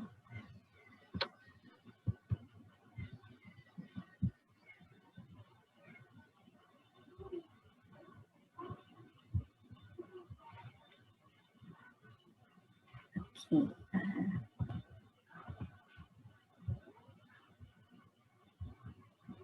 Sorry, I need to adjust on the screen.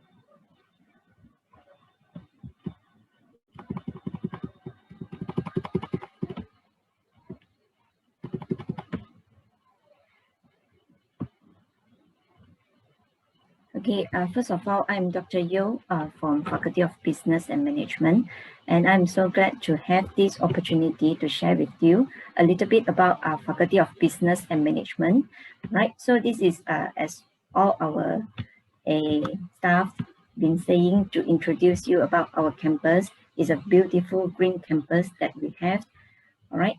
So for overall, yeah, because the slide is with the time setting, so allow me to go with this mode, right? So basically, I also actually plan to share some video with you, but I mean after a series of videos, so maybe I'll share it at last. And thank you being standby with us, yeah, for this event.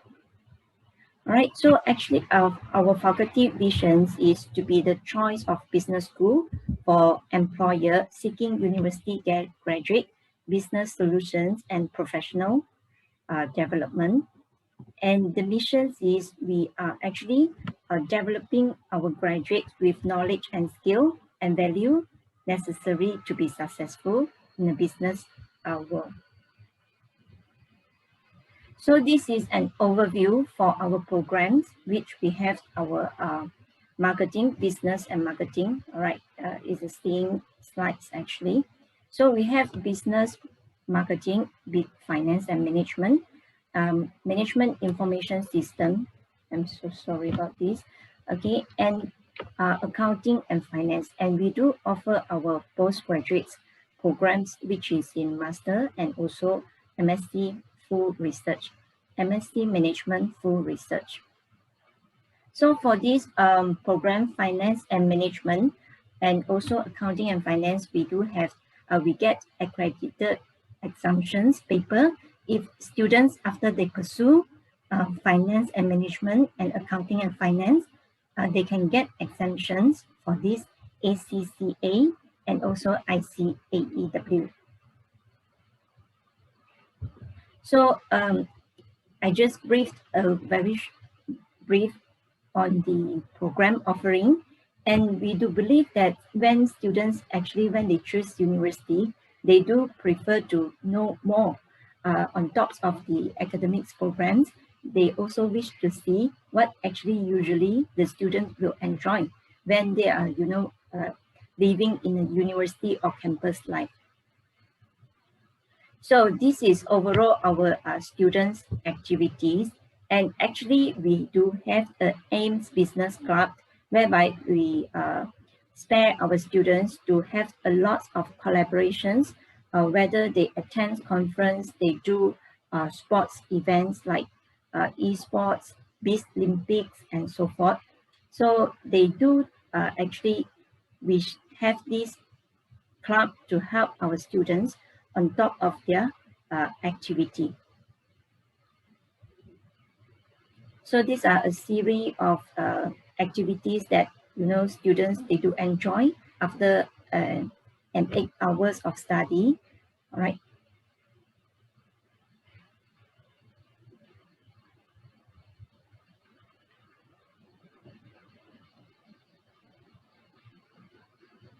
So these are all the activity and sport competitions which has been organized by our students, right? So some of them also, they participated in international conference and exhibitions, and they won some of them, they won bronze and also silver, and even the champion of the project.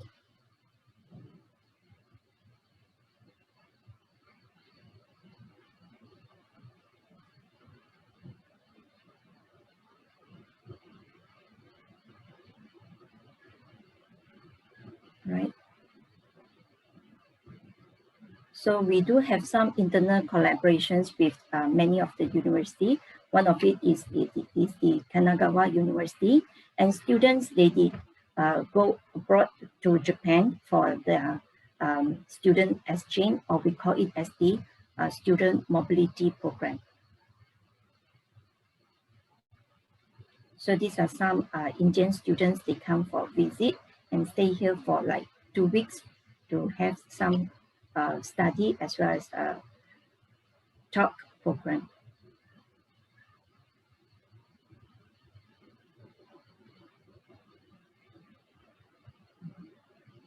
So these are the series of our alumni. Okay, so basically from 2006, 2009 until 2020, we have like 481 graduates from Faculty of Business, and basically they secure jobs and they even go, until now, they even go to a managerial and higher positions.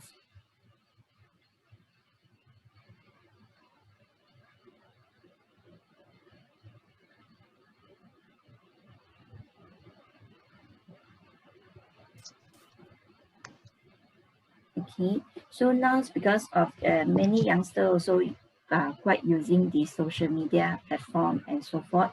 And since this is the pandemic time, so we did actually prepare a series of webinar talk to shape for their knowledge and also skill, which sometimes we do invite external speaker to work with our internal lecturer and students to prepare them for some presentation skill and also how we can work together for the project, right?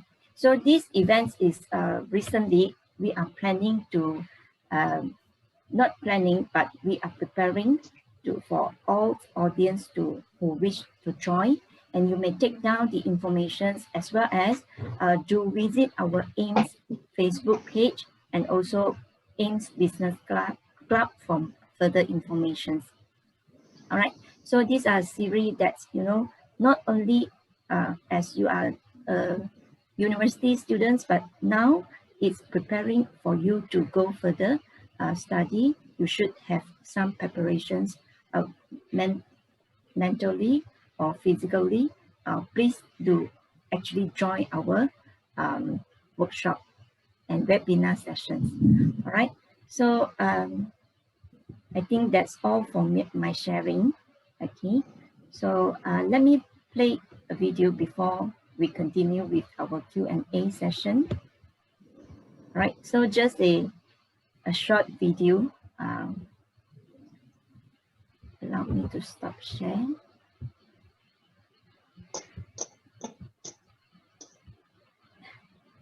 So this video, which is actually prepared by our Faculty of Business and also our alumni. Sorry.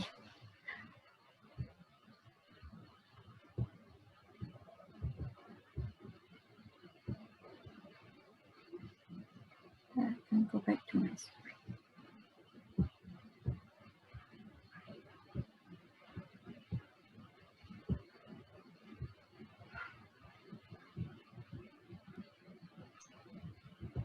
Dr. Yo, is this alumni video for our business student? Yes. Would you like us to share? Do you have it, Yes, Ms. Sharma? Yes, we do. Yes. I'll share by end. Thank you, Ms. Sharma. But what I've studied over there is all mostly out of the book. How to actually endure your life. How to be a person to actually face everything to a daily life as an adult. So yeah.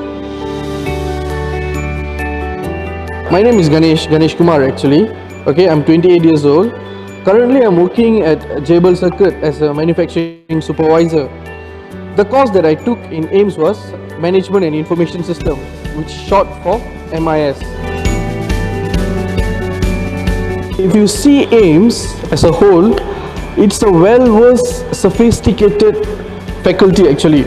Okay, it's a very posh if you see from outside and also if you see from inside. It's very stunning to look actually and stunning to be with actually. Not only that, the cost that I pay is quite low, I would say actually, and it's very affordable, the price. Studying in Aimst seriously is a very important decision for me. Okay, throughout the years, 4 years that I studied there, I've learned to become confident actually. Throughout the year, I've learned on how to be a well-versed person in handling things within pressure, on how to manage a lot of things in certain given time actually. So these kind of things all usually they won't actually teach you in other institute. Maybe they would be teaching you what are the syllabus and all those kind that come from the book. But what I've studied over there is all mostly out of the book. How to actually endure your life, how to be a person to actually face everything to a daily life as an adult. So yeah. Oh, definitely I would recommend others to join Aimst. It's a must. Probably you think there might be a stereotypical thought of other people outside saying that Aimst might be too expensive or Aimst might be too sophisticated or whatsoever. What I can say is just throw away all the thoughts. Please go to there face to face, meet the faculty, meet the people over there, meet the person, meet the lecturer, and you can see, you can know on how good they are. This is a chance not to miss. What I can say is, if you really want an experience of a good university with good people around you, please don't forget to join Aimst actually. So yeah, I would recommend it to everyone.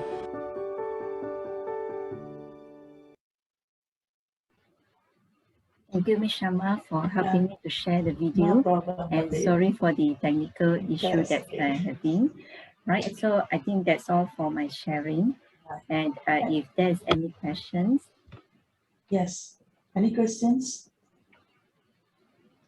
Dr. Yo is more than happy to answer any of your questions.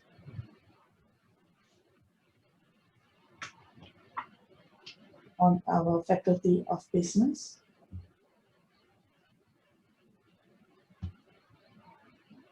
All right.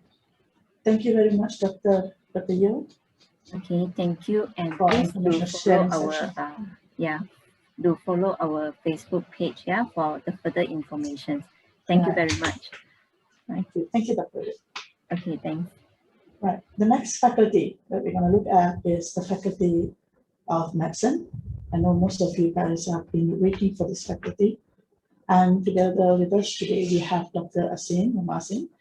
And before we move in and proceed with the questions, we'll show you a short video from the faculty.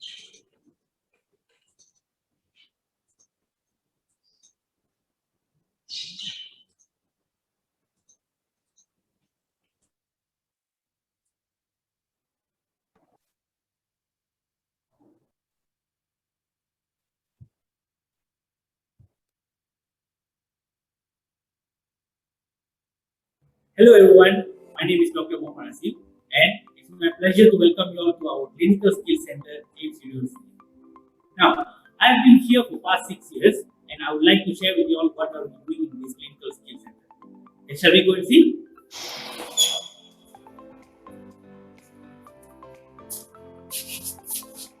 In Clinical Skills Center, we have 7 mini labs and also we have 4 large labs, right?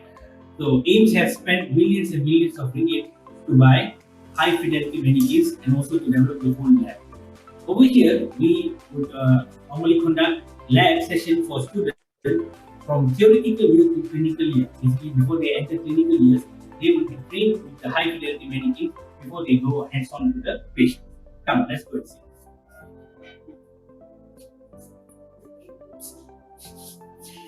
Over my right hand side here, we have all the mini labs and The large lab will be located on my left hand side. Okay, now let's see one by one.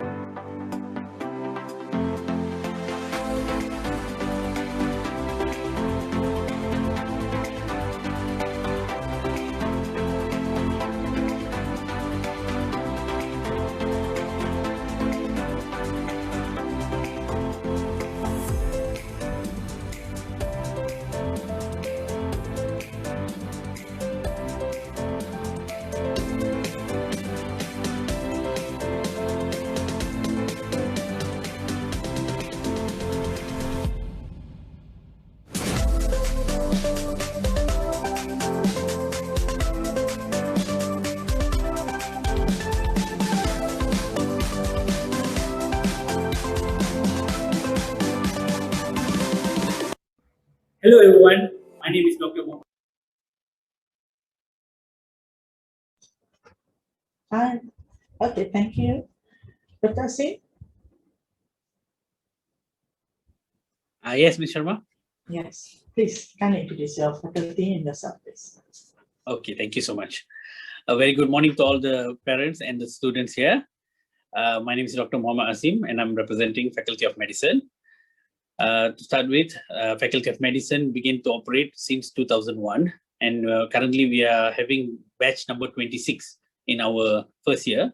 That means about 21 batches already graduated and they are practicing throughout the country. And a brief explanation about MBBS program, it is a 5 years program. First 2 years is known as preclinical or theoretical year, and the next 3 years would be clinical year. On the first 2 years, the student will be exposed to theoretical subjects like anatomy, physiology, biochemistry, microbiology, pathology, pharmacology, and so on. And then they move on to the clinical years, and they will do their postings on in the government hospitals. Mainly, they will be exposed to subjects like medicine, general medicine, surgery, ONG, pediatrics, ENT, ophthalmology, and so on. So before they move on to from theoretical year to they go to their clinical year, right? In between, we here in Clinical Skills Center, we would apply all their theoretical knowledge into practice before we send them to hospital, so that they get exposure before they start with the real life patients. Okay, and without further ado, let's start with the Q&A session so that we can address as much questions as possible. And we have a first question here regarding biomeds. Okay, what biomed students do after they graduate? Do they get a job right away? Okay, basically biomed student, once they graduate, they can start their work on various fields. Basically, they can become academic lecturers. They can start with research and development. They can do bio entrepreneurs. They can be in what else? Biomedical scientists, clinical biochemists, geneticists, health and safety executive, immunologists, and then they can also be microbiologists, laboratory technologists, pharmaceuticals, and also enforcement agencies. All these fields, they can get job. But most of the people, they would go into research and development, and also they become biomedical scientists in hospitals. And their main works would be covering in the laboratory.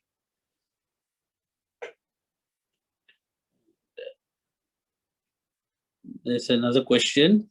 What is the future for MBBS graduate in 5 to 10 years? The market is now over-flooded with doctors. Waiting period for MBBS is getting longer each year. What can MBBS graduate do if they are not given a chance to practice? Okay, this is a very, very good question. Basically, we are not overloaded with doctors. We are overloaded with houseman doctors only. We are still not enough doctors in our country. If not, why would we wait in the government hospital for a long time, right? So yes, we do have a longer period of waiting, but currently during this pandemic, there are higher chance to get job very fast. And to be honest, there is no such thing as not given a chance to practice. Definitely all the doctors will start their practice. Maybe the waiting period from 3 to 6 to 8 months of waiting, and then they will begin their housemanship, all right? Once you graduated, okay, basically the education, the career pathway is like this. You start with your, after completing your SPM, you begin with your foundation program. And after foundation program, you join the MBBS program for 5 years. After you complete that, you graduate, you have to do compulsory 2 years of housemanship, where you will be exposed to main departments like medicine, surgery, peds, ONG, like this. And you have to complete 2 years of houseman periods, where during your houseman period, you will acquire temporary registration under MMC. Once you complete your housemanship, you'll get a full licensed practitioner, and then you would continue to become a medical officer. Once you are experienced enough, you can start with becoming a specialist. You can start your master program, okay? Based on what kind of master you're going to do, the years of course would depend on that. For example, if you want to become a surgeon, it might take 5 to 6 years of training, and then you would be gazetted and become a surgeon, all right? And how much can we borrow from PTPTN? Okay, this question might be addressed by marketing team, but as much as I've been advised that you can borrow as much as 250,000, okay? But this will be confirmed by marketing department. Ms. Sharma, I hope you can address this question. Yes, it's correct. It's 250,000. Oh, okay, thank you. And then next is, what is the pathway of becoming an anesthesiologist? Okay, one of the important question, the pathway to become a specialist. Okay, once you complete, as I said before, once you complete your MBBS program, you have to do 2 years of your housemanship, and then you have to continue with your medical officer, and then you might join, let's say you join become a medical officer in anesthesiology department, and enough years of experience, they would send you for becoming to continue your master program. Or not, you can do privately. Okay, you can join any other university that you want to do, either in country or in foreign country, and then you can come and practice again. But must make sure that the country that you're going to do your master should be recognized by Malaysian government. How to become a same pathway to become a pediatric surgeon as well. You have to do your houseman, and then MO, and then you have to continue with the, what do you call that? Master's program. Okay, how long does it take? For becoming anesthesiologist, it will take about 4 to 5 years.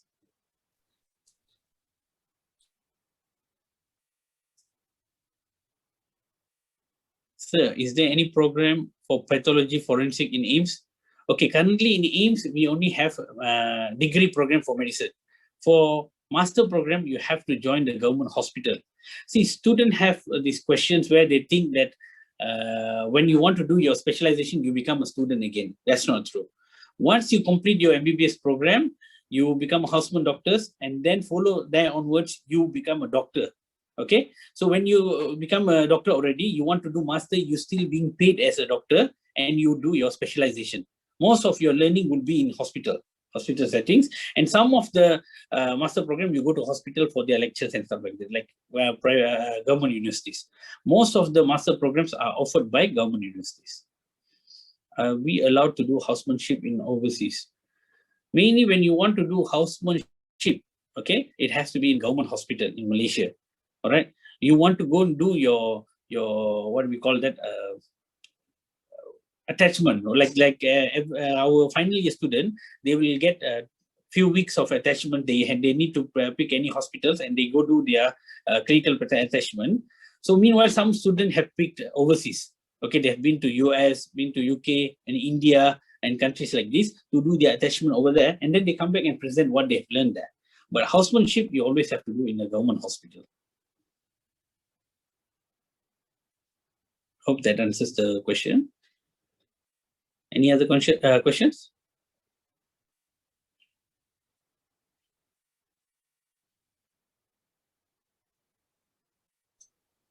Any more questions for Dr. Asi?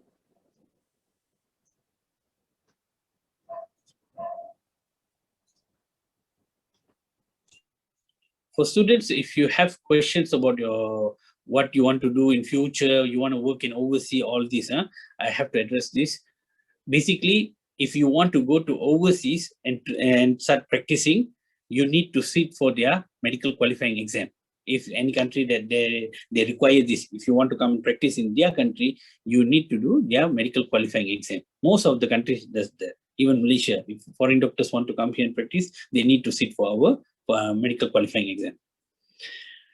How long is the total duration of becoming a doctor? Okay, if you ask from SPM, then first 1 or 2 years of foundation, and then 5 years of your MBBS program. That will take about 6 to 7 years. And from there onwards, you are considered as doctor, houseman. All right. Full-fledged doctor, after completing your 2 years of houseman practice, then you become a medical officer. Okay. So you will have your annual practicing certificate. And then after completing your medical officer, you can start practicing on private or government sectors. So if pediatric students conduct surgeries, I believe the question was if the pediatrician will conduct surgeries. Pediatrician, okay, basically you need to understand there's two parts in medicine. One is medicine and the other is surgery. Normally, whatever ends with logist, they are medicine. Whatever ends with surgeon, they are surgery. Okay, let's say you want to become a cardiologist, you do medical part. If you become a cardiosurgeon, you do the surgery. So for pediatric also the same. If you become a pediatrician, you do the medical part. You advise, you diagnose, you treat with medicine. But most of the surgical intervention will be done by pediatric surgeon. That's a different specialty. Okay. So if pediatric surgeon, yes, they do conduct the surgery. But if you're a medical student, you are not allowed to conduct any surgeries. You may enter the hospital and also the operation theater to watch the surgery, maybe, if you are allowed to. Hope that answers Mr. Logo Parthiban.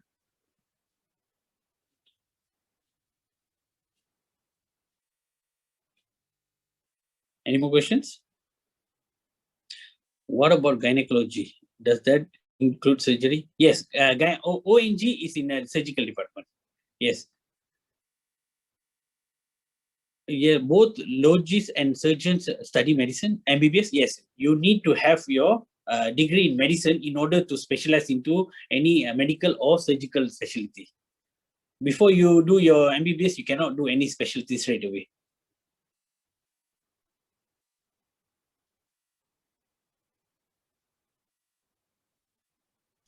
Any more questions?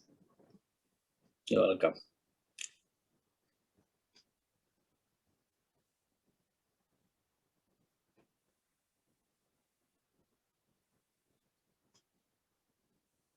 Okay, if there's no questions. Okay, then I wish all the best to the students for tomorrow and hope to see you all soon. Thank you very much. Thank you, Ms. Sharma.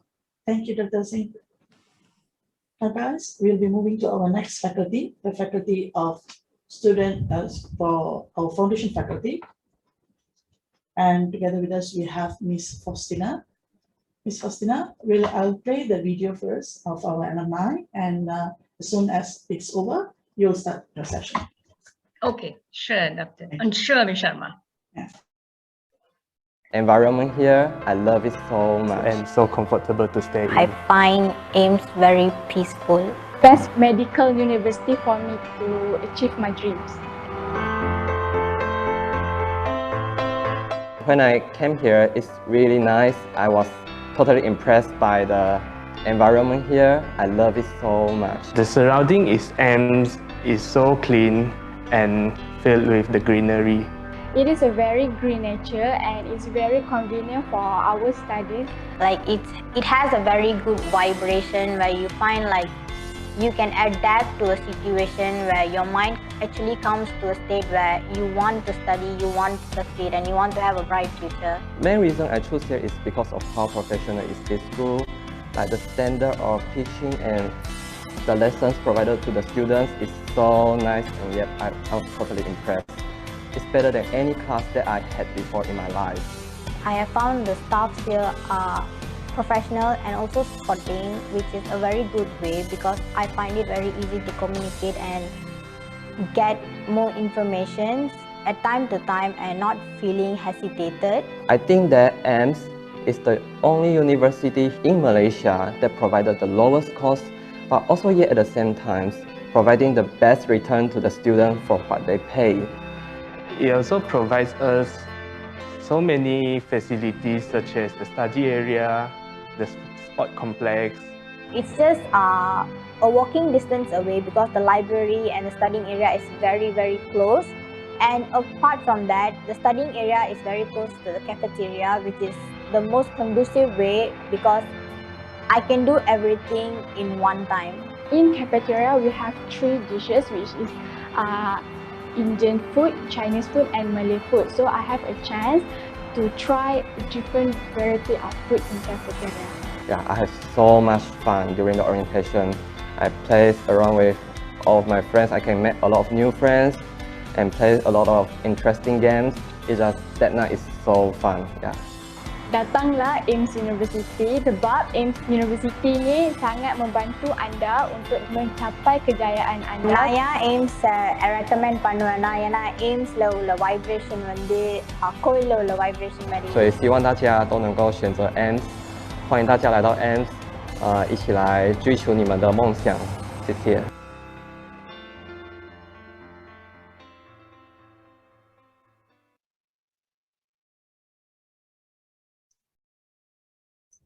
Over to you, Ms. Faustina. Thank you, Ms. Sharma.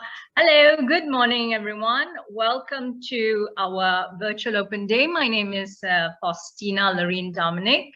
I am a senior lecturer at the School of General and Foundation Studies. And together with me, I have also another senior lecturer, Ms. Vijaya Nandini. Hi, Vijaya. Right, so before we I'm going to show you some slides and we're going to discuss about what foundation at Aimst would be, all right, and what we offer, okay? So if you have any questions, please share your questions in the chat box. Feel free to talk to us and we'll be able to answer all your queries and concerns, okay? All right, so let's move on. Let me share the screen.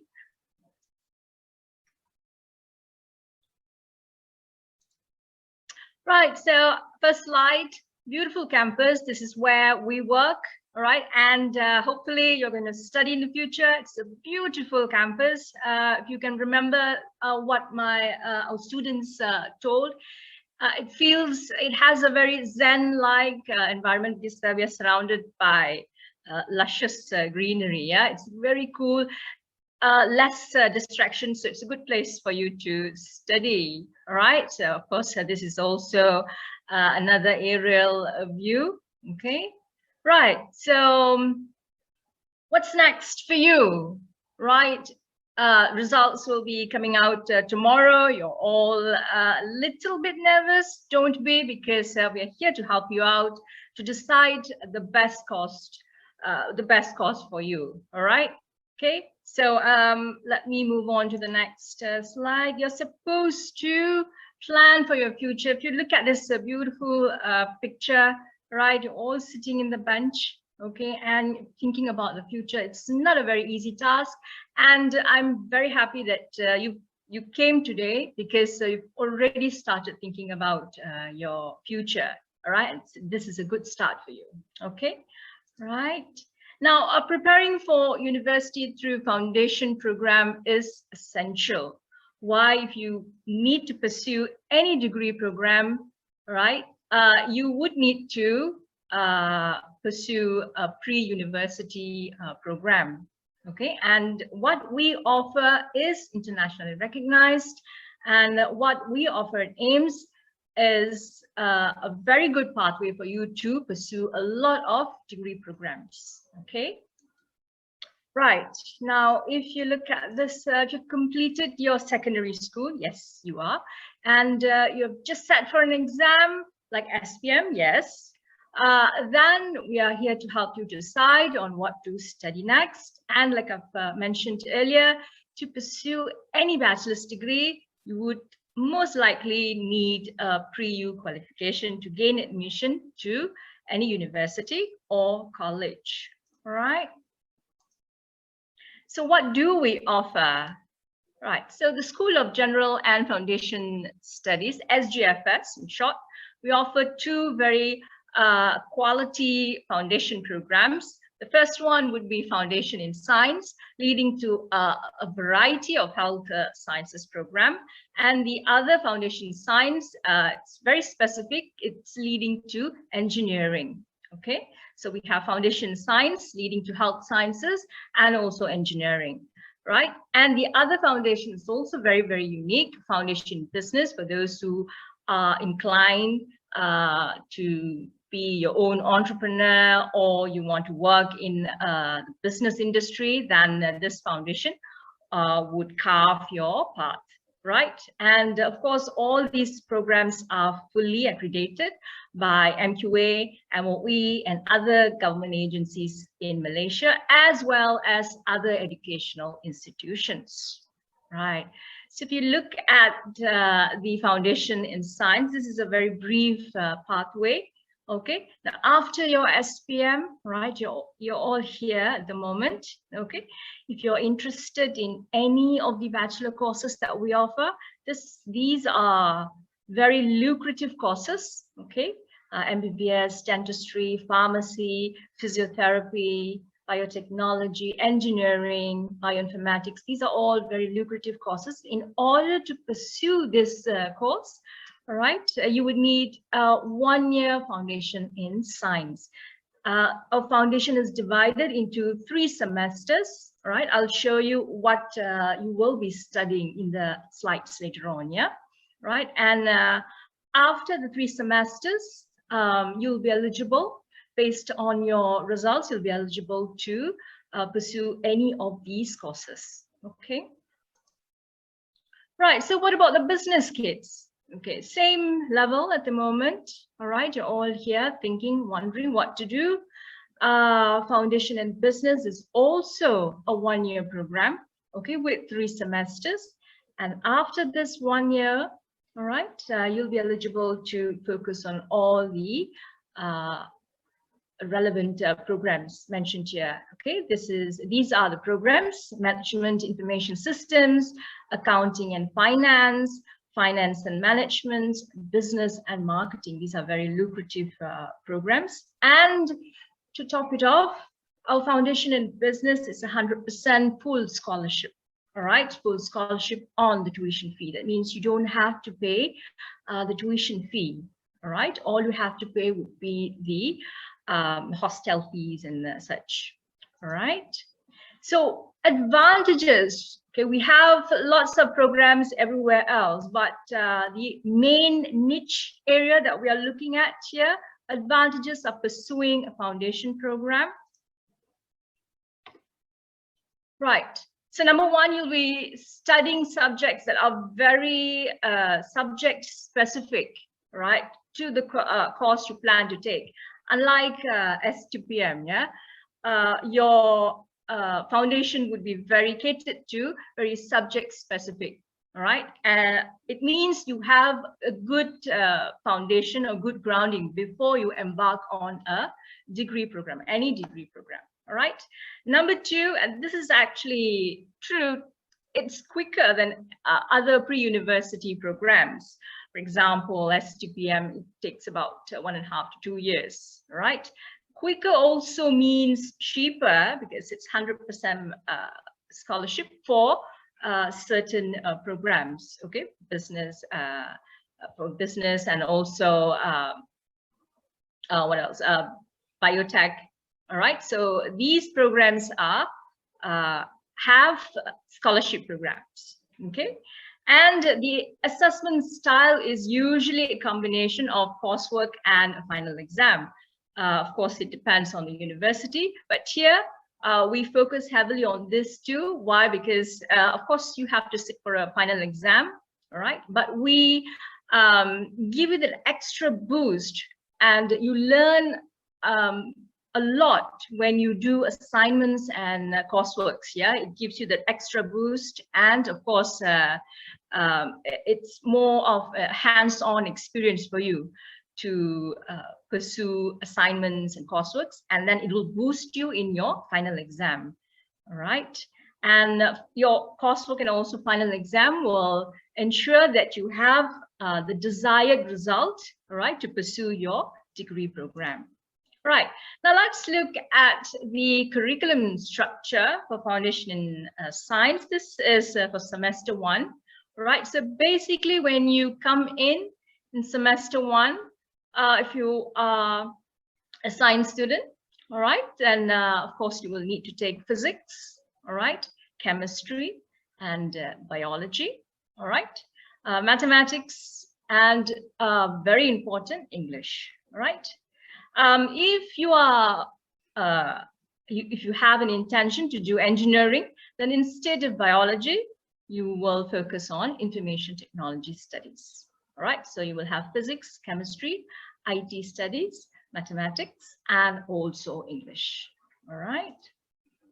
Okay, and in semester 2, you have the same thing, but the level is slightly higher and you have different areas to look into. All right, the subjects will be the same: physics, chemistry, bio or IT, maths, and English. Similarly to semester 3, okay, these are all the subjects. So what about foundation in science? The entry requirement, all right?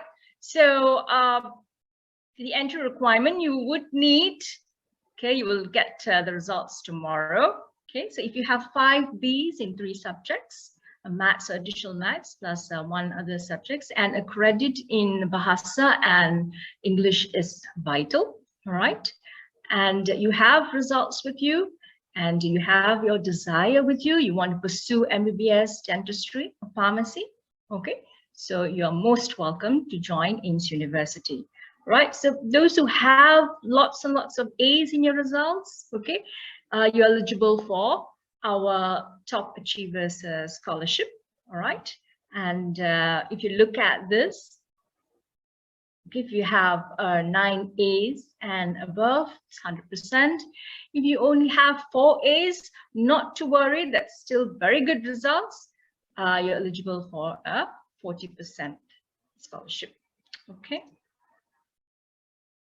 Right. Besides MBBS, pharmacy, and dentistry, we also have other programs. For example, nursing, physiotherapy, biotechnology, bioinformatics, all right, dental technology, engineering, right, E&E. Okay, so for this foundation, it's 100% full scholarship on the tuition fee. Remember I told you earlier, all right? So what would be the entry requirement?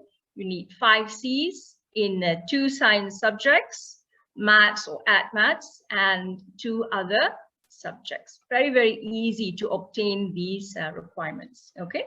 And of course, pass in BM Bahasa and also English, all right? For the foundation in business, also 100% full scholarship, all right, on the tuition fee, all right. The basic requirement would be credits in any 5 subjects, including language, English, all right. So you'll be able to pursue courses like finance and management, business and marketing, MIS, management information system, and also accounting and finance, all right. Okay, for the curriculum structure we do here, it's very specific, okay, subject specific. For the foundation business kits, you'll be able to pursue these subjects. You have fundamentals of business administration, principles of economics, mathematics for management, English, IT, studies, information technology, and foundation of accounting. All right, in semester 1, and similar subjects will also be taught in semester 2 and semester 3. Okay, so once you have your results from your foundation, you'll be able to pursue your desired program. Okay, so how to choose your foundation program, right? Now you need to remember results will be coming outside tomorrow. Okay, so you need to remember you probably would want to study a foundation program where you want to complete your undergraduate program.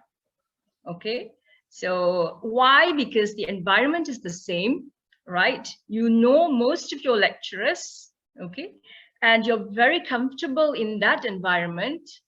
If you've seen a picture of him, less distraction, all right? So, and there is a smooth flow from foundation right up to your degree. And if you want, you can do any other postgraduate studies in the future, all right? So that would be a smooth flow if you pursue a foundation here and then move on. There will be a smooth transition to the degree program. Okay, that's number 1. Number 2, you need to ensure the foundation course that you study is recognized by universities, all right, in Malaysia. All right, so as you know, Aimst is a reputable university and it is recognized in Malaysia, all right. Of course, now, number 3, make sure that the subjects you select for your foundation is relevant for your chosen degree. You don't want to study something else and then come here and pursue a degree which is absolutely not relevant. And then you have to start all over again, okay?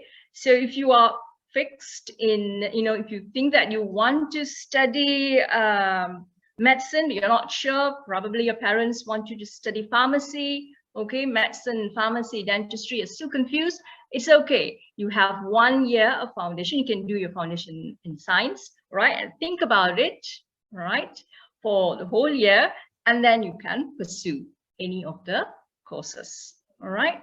So it has to be relevant for your degree program, all right? If you want to do business, okay, for a foundation, if you're an art student, if you want to pursue a business, then, but you're not sure what to do, okay? Come for the foundation in business and think about it for a year also and make your decisions after that, okay? Check the timing of your course, right? So we have 3 different intakes, okay? June, July, and also August. Our first intake is June 23rd, right? So right after your SPM results, you have lots of time to discuss with your parents, make your mind, and decide on your next course of action. All right, so the timing, of course, you have 1 year, and by the time you finish the June intake, you'll be prepared to embark in your degree program. Most of our degree intakes would commence in September. Okay, so just nice, all right, for you to arrange everything. All right, ensure there is sufficient time for admission process before you start with your degree course. Okay, so by entering one of our intakes, may it be June, July, or August, all right, you have sufficient time for preparation into your degree program. You need to have lots of processes, okay? And personally, I think June is selling like hotcakes, meaning lots of students, my students, right, they would prefer the June intake, okay, because yeah, fresh from the oven, from the results, okay? Just after your results, you come in, okay? And you also need to consider about the facilities available. I'm going to show you some photos later, all right, of the campus to support your learning process, all right? And financial aid and scholarships, okay, for those who feel that with the current situation, pandemic, okay, that some pinch, all right, in the financial status, then think carefully, all right, look at all the options that we have to offer here, and then discuss with your parents and come to an informed decision, okay?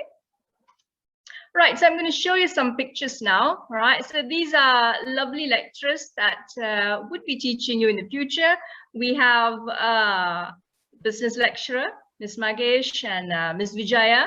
I think you just met her, right? She's a very good biology lecturer, right? We also have lecturers. This is Ms. Gayatri, right? She teaches economics. This is me, right? Okay, right. Now I'm also showing you the different programs available in Aimst. So right after your foundation, you'll be able to pursue any of these relevant programs, okay? Programs that you hope to pursue in the future, okay? Right. Okay, more pictures for you. This is a beautiful administrative building. This is where I work also, and it's taken at night, okay? So lovely picture, right? This is at daytime. You have a reflecting pool, all right? You have a reflecting pool here. You can just sit and relax, all right? Also a picture of the library at nighttime. It's a really beautiful place where you can just concentrate on your work. Remember, I told you less distraction. I have a question here. Is the intake online? Yes, at the moment, due to the pandemic, right? All our intakes, the first semester would be online, yeah? All right. Okay. These are some facilities that we have, all right? In the event that you come back, okay, in the future, then you'll be able to enjoy all these facilities. For example, the gym, all right, an indoor swimming pool, okay? It's, in fact, it's an Olympic size swimming pool, right? A court, an indoor court, all right? Lots of activities conducted, all right? And you also have a running track. Okay, if you are the next Usain Bolt, then perhaps you can train here. Okay. These are some photos of students, right, participating in our sports complex. All right. This would be one of the exam hall. All right. Okay, look at all our students sitting in the examination hall. They look happy. All right. Also another exam hall, all right. Once you graduate, you'll be coming to this great hall, a magnificent hall, all right. The convocation will be held in this great hall, all right. Yeah, this was taken before the pandemic. All right. You'll be very interested to know about the hostel. Look at this beautiful hostel, right? You have a table on your own, a cabinet to put all your things, a bed, all right? And you have friends, okay, also. All right, so this would be the living area where you can sit and discuss, have lots of conversations with your housemates in the hostel. All right, so this is how the exterior of the hostel looks like. All right, the cafeteria. Okay, it's a huge cafeteria. Good morning, Ms. Sharma. I'm here for any questions. Yes, we have our lecturer, Ms. Vijayanandini, will be answering any questions should you have about our foundation program. Yeah, there's one question, Sharma. When is the intake month for Foundation in Science? Foundation in Science, sir, the intake starts from the July. July we have one in Ms. Vijaya. We have one in 23rd of June. And July and August. 25th July. Yes, correct. And Yes. August. Yeah.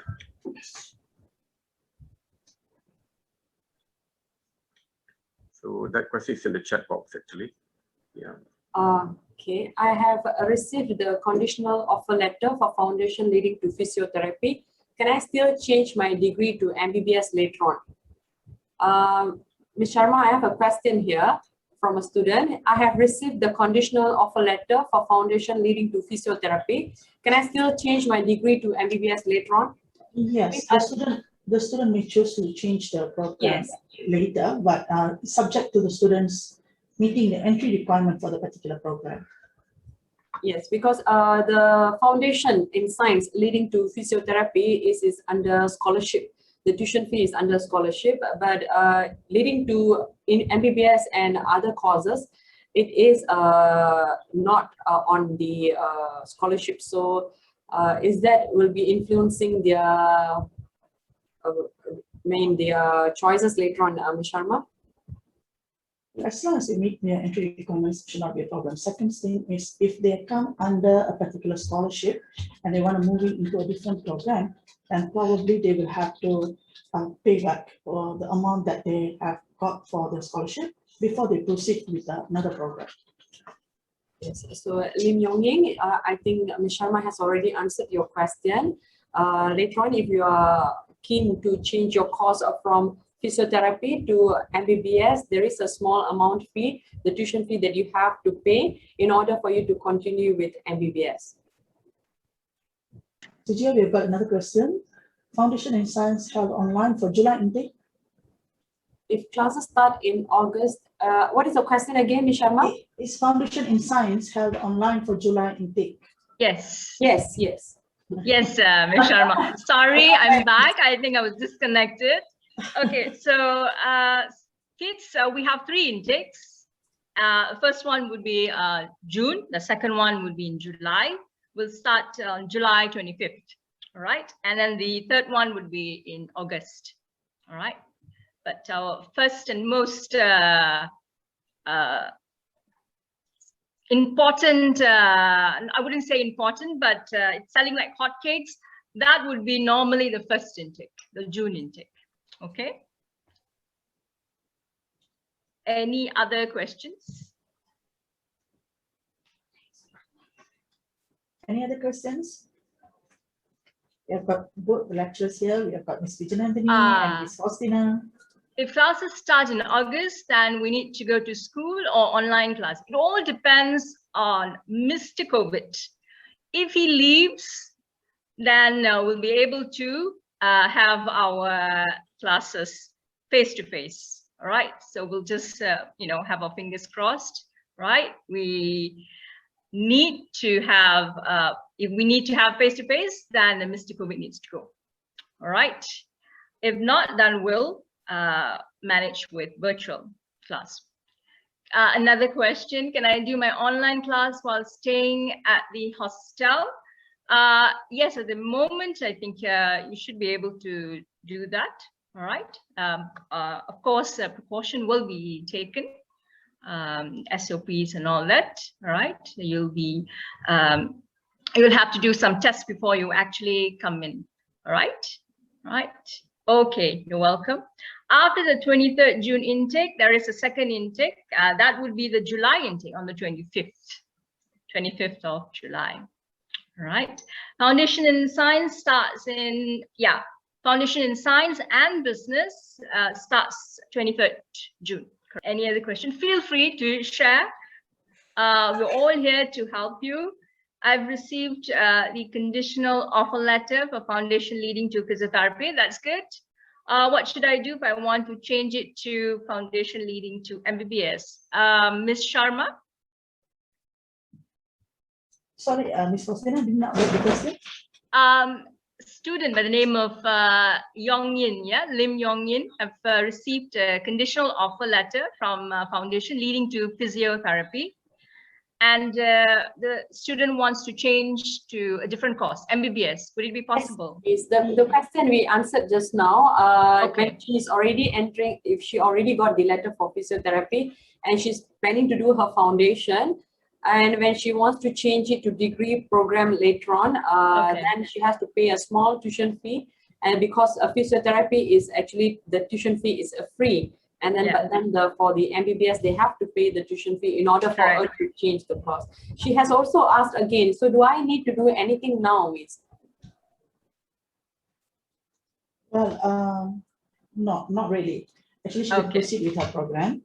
And then once she has completed with her programs, we can actually look into her new application based on her scores for her foundation. Okay. All right. Thank you, Ms. Sharma, Ms. Vijaya. Right. Next question. If it's through online, the tuition fee remains, or do we have a discount? Ms. Sharma, would you like to take this question? At the moment, our tuition fee still remains the same, except for the accommodation part, which is because students will be doing their studies from home. So tuition fees remains the same. And it will be lovely if you have got a scholarship, then you don't have to pay much. Yes. Right. Can I know what I have to do in order to stay at the hostel after the June intake? And wow, that's fantastic. And you've received a conditional offer letter. All right. So get in touch with the marketing personnel there. All right. They'll be able to assist you, and they'll be able to assist you with your request. Okay. All right. For students who have received conditional offer letters, in your same conditional offer letter, usually there'll be a marketing person's name, contact number, and email address. You may contact the same person, and they will be more than happy to guide you. Right. Another question: if online studies.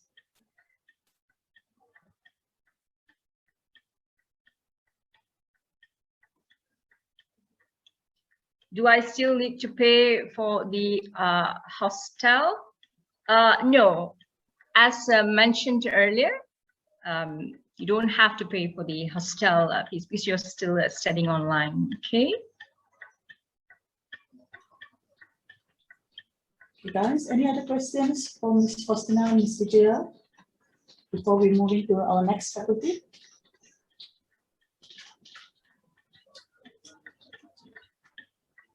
Ms. Faustina and Ms. Vijaya, would you like to share probably your email address in our chat box for students might have their questions, they can always email us.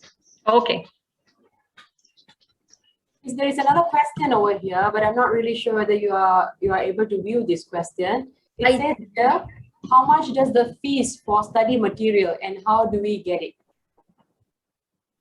So for biology, I can actually tell you the study material for biology is that since it is going online, we will be posting the study materials online. So you can get it. There will be a platform known as the LMS Aimst. Once you have registered, we will be putting on all our slides and also all our notes. In that particular platform, you have to download the notes and then it will be viewable for you. Okay, so that is for biology, that is how we are doing it. So for other subjects, I think that is how they are sharing the materials. But once you are in campus, maybe we'll be providing you with a hard copy. Okay, so for the time being, it is all being sent through the soft copies. Okay, does that answer your question? I wasn't able to get that question. I'm going to post my address, my official email address, right? So if you have questions, then you may want to email me later. Okay. Lovely. Thank you, Ms. Faustina and Ms. Vijaya. If you guys have got any more questions you might want to ask about our foundation program, please feel free to email Ms. Faustina and Ms. Vijaya. Thank you, Ms. Vijaya. Thank you, Ms. Vijaya. And Ms. Faustina. You're welcome. And I wish all the students here the very best for your results tomorrow. Yeah. Good luck. Okay. Thank you. Right. Next, we're going to move in to our next faculty, is Faculty of Allied Health Professions. We're going to be showing two video clips. One would be for the School of Nursing, followed by the physiotherapy program. Hi everyone, I'm Jacqueline and I'm a physiotherapist in Aimst University and I'm from Faculty of Allied Health Professions.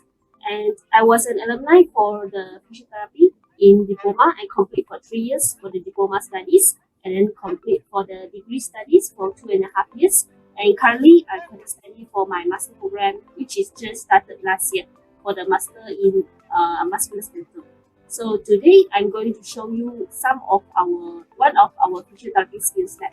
So please follow me, I'll show you. So this is our physiotherapy skills lab and please have a look.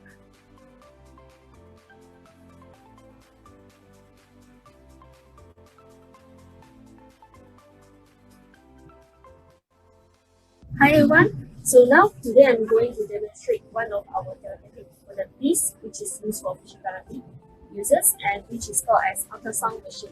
So now I'm going to demonstrate the techniques of applying the ultrasound. So first, we apply the gel over the painful area. Okay, this ultrasound will help to promote the feelings by increase the blood circulations and reduce the pain and the swelling. So now I'm going to set the parameters. Okay, now I'm going to spread gel around the area. So now I'm start the machine. So it will go into circular manner and I'll inform the model. And during this treatment, you will not feel anything.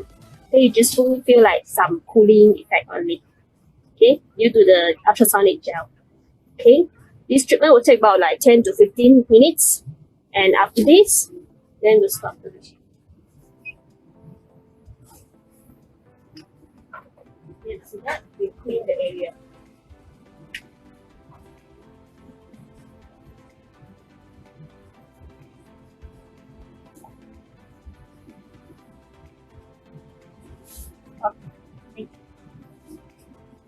Okay, so for physiotherapies, other than the therapeutic modalities, we also focus more on the hands-on and the exercise because we are focused more on the rehabilitations. So now I'm going to demonstrate for some like exercise techniques and it seems that he's having the back pain and currently there will be most of us suffering the back pain, especially our parents because they grow older, then they'll be suffering the back pain due to the heavy load like doing the housework, our mom. Okay, so now I'm going to teach him some exercise to strengthen the abs muscle to reduce the strain for the back muscles. Okay, so now keep the patient in lying position. So now you bend the body, then go your hand over the back. Okay, then now I'm going to ask you to tighten your abdominal muscles, then lift up your neck and your shoulder. Yes, then relax. Just this exercise. Okay, this is help us to strengthen our abdominal muscles, reduce the strain over our extensor back muscles. Okay, so this is the exercise technique for the reducing the back. I just showed you just now is like very basic for physiotherapy. So if you want to learn more and if you think this is the career which you're looking for and are you ready to serve people and helping them, so please join us for the physiotherapy program in Aimst University and you can explore more for the physiotherapy program. And thank you. See you.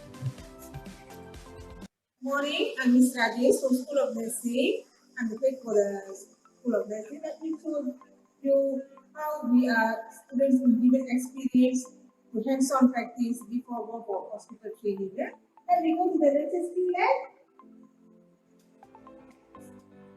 So this is the lesson skill lab where the students are given hands-on practice before they go for hospital training. Let me go inside and see how they should be the skill lab. We are now in a skill lab, School of Nursing. School of Nursing have three programs that are Diploma in Nursing, Bachelor in Nursing, and Post Basic in Critical Care. We also have many programs coming that Post Basic in Renal Nursing and also Healthcare Assistant program that is giving all the SPM leavers to join the program. So basically, Diploma in Nursing, we have a theory base and also we have a practical base. Theory base is taught in the classroom and the practical base is taught in the skill lab. So for students to get more exposure on the work hands-on practice, we bring students to the skill lab, so where the student been exposed to practice with the mannequins and also with the models. Let me see the models what we use for the students. Let's show you some models. Can you see the models for the heart, brain, skin, and also eyes, kidney?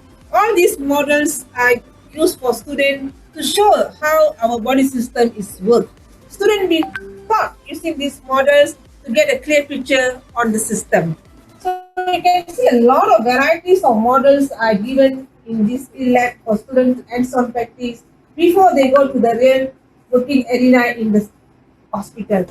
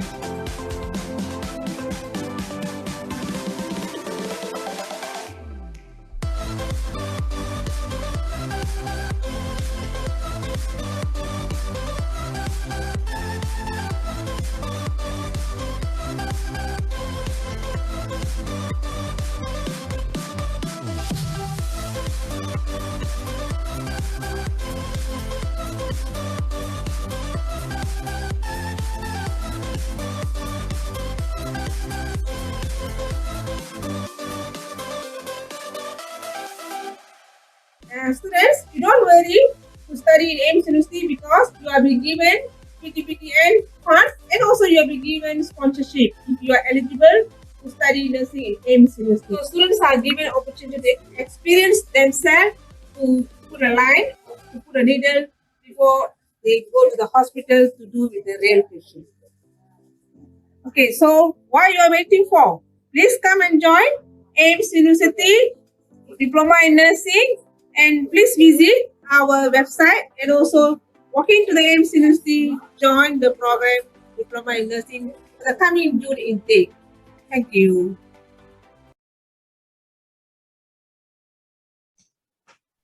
That's our two videos. One is for physiotherapy and another one is for the School of Nursing. And with us, we have the Dean of Faculty of Allied Health Professions, Dr. Yu Chaiwa. Dr. Yu. Thank you, Ms. Sharma. Good day to all the parents and also students. I'm Dr. Yu, I'm the Dean for Faculty of Allied Health Professions. Just to introduce my faculty actually got two schools, the School of Physio and School of Nursing. Our faculty is the youngest faculty in the Aimst. So our first school was started, School of Physio was started in 2007 and with the diploma in physio. Then subsequently, School of Nursing was formed in 2008 with the first program diploma in nursing. So currently in School of Physio, we have three programs. One is diploma in physio, 3 years program, Bachelor of Physio, also is a 4 years program. The program was started in 2013. And last year, we have actually, our program has go on the enhancement, and we have organized a Master in Physio, and our program has been launched last year in November. So, and those students who are from SPM level, the choice they can come in to join as diploma program with the SPM 5 credits. The 5 credits, you must have the Bahasa Malaysia, Maths, one science, and also 2 other subjects. So they can come in for the 3 years program. Later on, they can join the bachelor program with the CGPA only 2.75 after they complete the diploma. So they join in with the credit transfer into bachelor program, which only take about 2.5 years. So this is a short program because of credit transfer was provided by the MQA 30%, 30% of the credit transfer of the total credit. So it is only 2.5 years. So altogether it's about 5.5 years. The advantage is that you have 2 certificates in your hand, diploma plus a bachelor. So after you complete your bachelor, you can go further to the master program. It's just now my alumni was explained to you in the video. So and for the diploma program, this is a 3 years, 6 semester program, and this is 106 credit. And other than the theory-based paper that we have to take, we have to go for clinical placement. The clinical placement take about 1,040 hours, which have the 3 placement. Placement 1, which is 7 weeks, placement 2, also 7 weeks, and placement 3, 12 weeks in the government hospital, and also in a private physiotherapy center, and also in a government rehabilitation hospital. And other than that, we also offer the international placement in overseas. So if you are interested, you can actually choose to go to overseas to get the clinical exposure. And for the bachelor program, which is a 4 years program, 8 semester for the regular batch, is come in with the SPPM, or those who are coming as a second channel with the diploma in physio, come in as a credit transfer. And the credit is about 96 credit because you already get the exemption for the diploma in physio. And the clinical placement is also 3 placement. Also, you can do locally in the government hospital or in the physiotherapy center, and also in international posting. So we have the theory-based paper as well as a clinical posting. So this is a 4 years program, and after that you can do master. Master is a 1.5 year full-time, and part-time is only is about 3 years. You will take longer period. So it's 2 full-time is only 1.5 years. You only have to obtain your bachelor of physio with the pointer of 2.5. If it's less than 2.5, then you have to get 5 years experience. It's the same like people who got diploma in physio, but if you obtain 2.75, less than 2.75, they can come in only after they acquire 3 years of working experience. So this is all about the entry requirement for a physiotherapy program. I think our strength of our physio program is that we have our international faculty, and with a mix of international faculty and also the local staff. And all the clinical instructors are all local because they need to supervise you in the hospital. So it is compared with other program, we must have a clinical instructor that actually do a backside teaching in the hospital to our students. So this is how the student gain the clinical skills. Other than the clinical skills lab that we have to train them before they will post them in the hospital. So this is our physiotherapy program. And you can ask me anything after my briefing. Or for the nursing, all of you that other than to be a therapist, the nursing is a very normal profession. Because as you know that, according to WHO report, we still need additional 6 million nurses because due to the acute shortage due to the pandemic. So 6 million nurses we need internationally, particularly in Southeast Asia. Why is the problem? Because many of the nurses, especially in Southeast Asia, there is a international mobility. They move on the migration to the advanced country or to the developed countries. They look for Dr. Yu, excuse me, Dr. Yu. Yes. Can you speak a bit louder because someone cannot hear you? Yeah, because my problem with my computer here. Yeah, so we can hear you, but a bit soft. Blur, Can is you it? So just I think speak a bit okay. louder? Thank you so Okay, I much. speak a bit louder. Thank Okay. you so much. Nursing is a normal profession. I think most of you know. I no need to explain to you. During the pandemic, nurses is a backbone for the healthcare, and they are the frontliner. So we need to respect them, and the job is very normal. And to become a nurse practitioner in Malaysia is quite easy.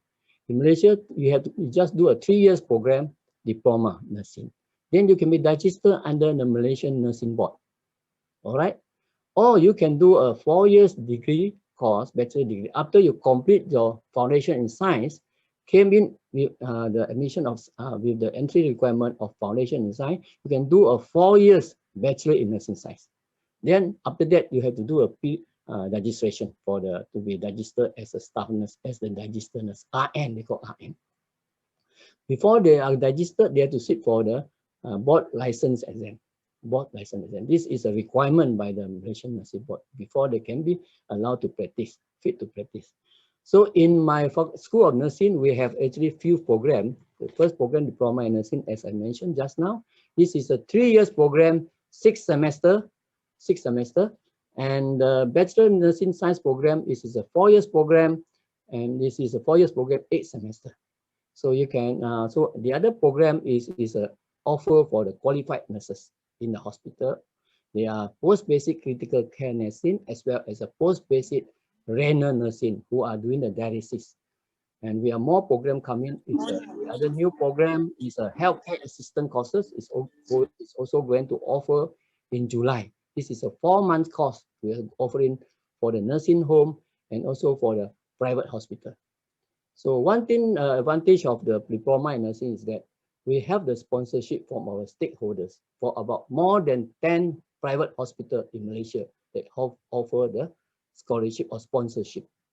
Other than that, if you do want the sponsorship, you can go for PTPTN loan, or maybe for Bumi Trust student, they can get the MARA loan. So diploma in nursing is a very good course because we got a good academic staff here, especially they have many years of experience working in a government institute of higher learning. So they come here, they share their experience and help students in the progress of the academic field. So I think also the same like the physio, the nurses also have to go for clinical placement. Every semester they have to go for clinical placement. That's why they have because the component of the curriculum, they have 50% theory, 50% critical. So they must be hands-on. So they have a lot of posting. So for Bachelor in Nursing Science, it's the same.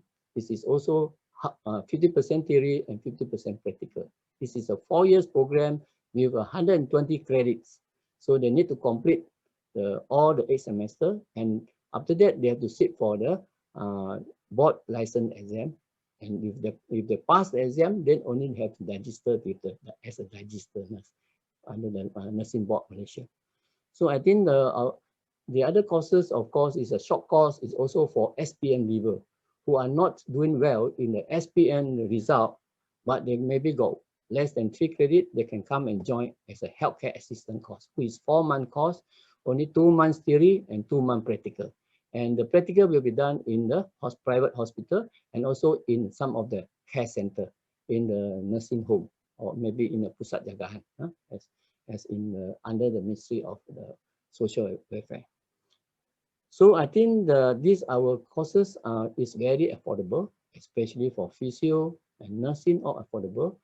Even all the program we have the debates for the nursing program and also for the physio program as for the diploma level. They have the debates. So when we want to help the student from the lower and middle socio-economic group, so to come in to be a nurse.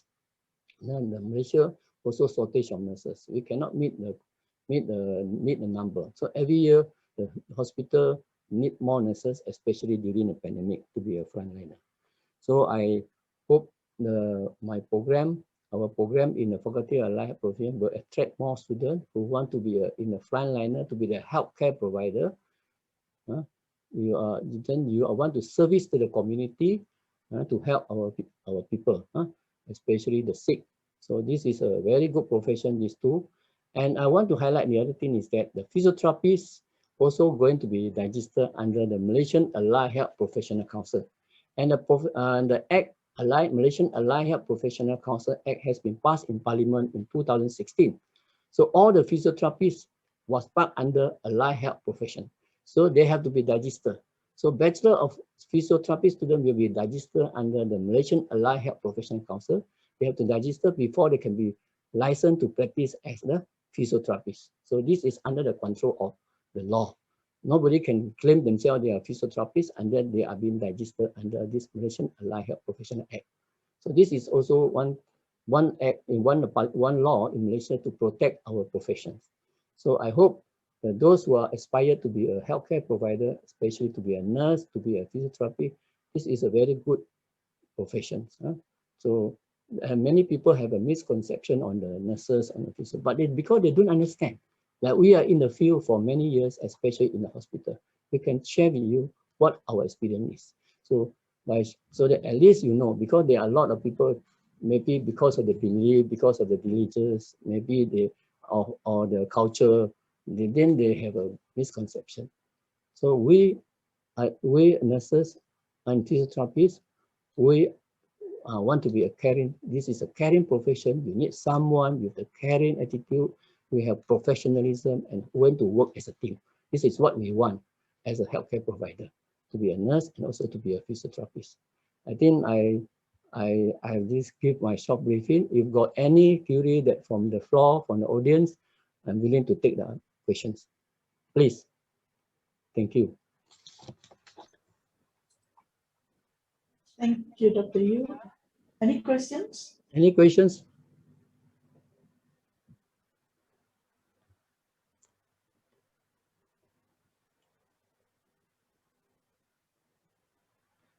I think Dr. Yu have explained the program well through that there's no questions. I think nurses is a secure job. It's any profession. Sometimes nowadays you can see most of the profession is being saturated, but the nurses is a profession is always in demand. You come out, you got a job. You don't worry about you get unemployed. So you will be immediately recruited. And one thing good about our diploma and bachelor in nursing, we are being offered by Singapore Government Hospital.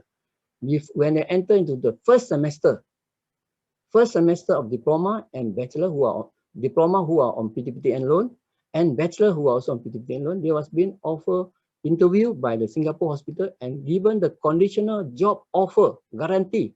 When they complete the course, they will go to Singapore. So this is one thing good about the job guarantee. Because people are worried about whether I complete my course, whether I got the job or not. So this is one thing, the job security is there. I hope students understand. If you got any questions, you can ask.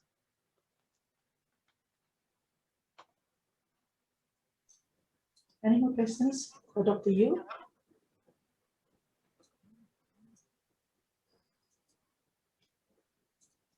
Right. If there's no questions, we'll move on to next faculty. Okay, thank you so Dr. much. Yu. Thank you. No question. Thank you. Bye.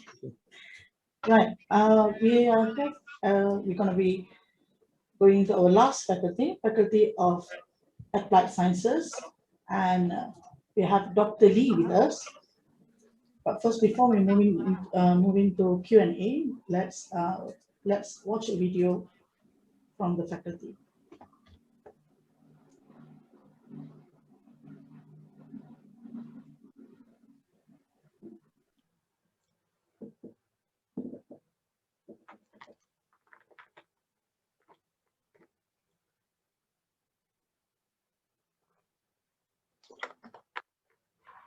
Greetings, I'm Maheshwaran Solayappan from Faculty of Applied Sciences, Aimst University.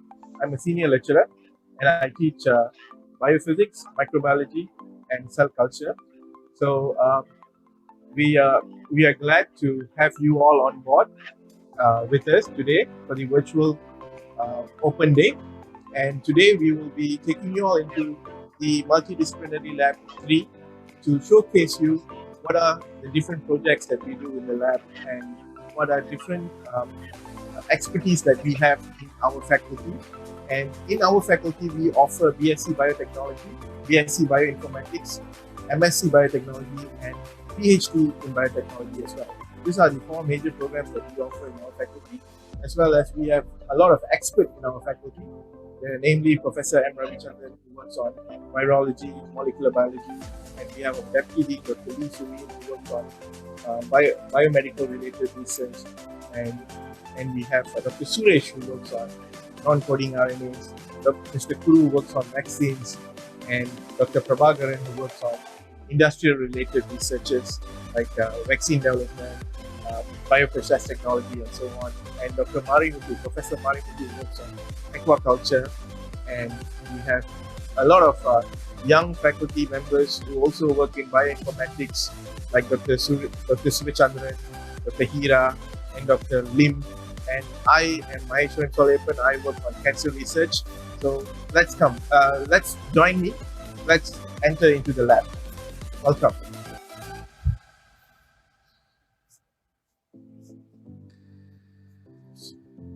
So just a small caution, before we enter into the lab, we need to wear our safety. That's our mask.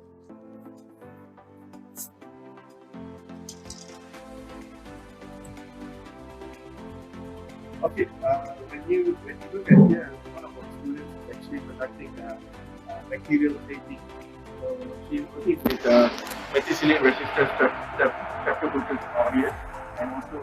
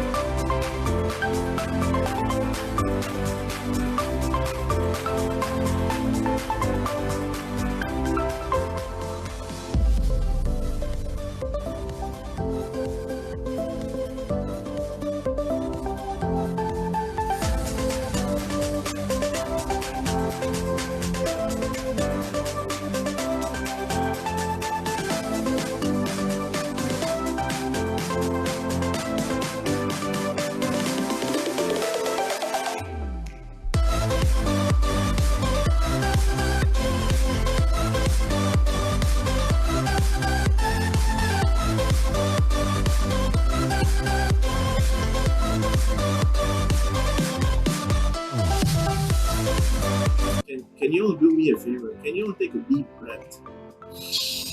Deep breath. So what if I say that you have just inhaled thousands of bacteria into your system? We all know that bacteria float on air. They are airborne. There are some bacteria which are airborne. So, and we've been breathing air with bacteria in and out for centuries. From the day we evolved, right? So it's nothing to be alarmed of. It's because microbiology, microbiome, bacteria, they live along with us. If you, there are a lot of bacteria that live on the skin, live in the oral cavity in your mouth, and also in your gut, your gastrointestinal tract. All these bacteria are friendly bacteria which helps you to, in a way, to digest your food, in a way to break down your starch in the food that you eat, and also in a way to give you vitamins, to break down certain larger components into smaller fractions, and from that smaller fractions, your body extracts the metabolites that are required for your daily growth, daily use, and also a source of energy for us. So they are these symbiotic microorganisms which are friendly to us. And here in Aimst University, in the Faculty of Applied Sciences, we work on different sort of bacteria. So if you look at this plate, this is an agar plate which has a Pseudomonas bacteria grown on it. This is how a Pseudomonas bacteria will phenotypically look like under an agar plate.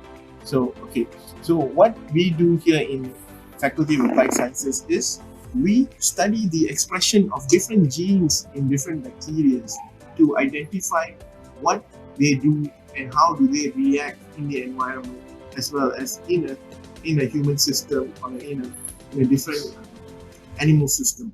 So by doing this, we will be able to tap the interior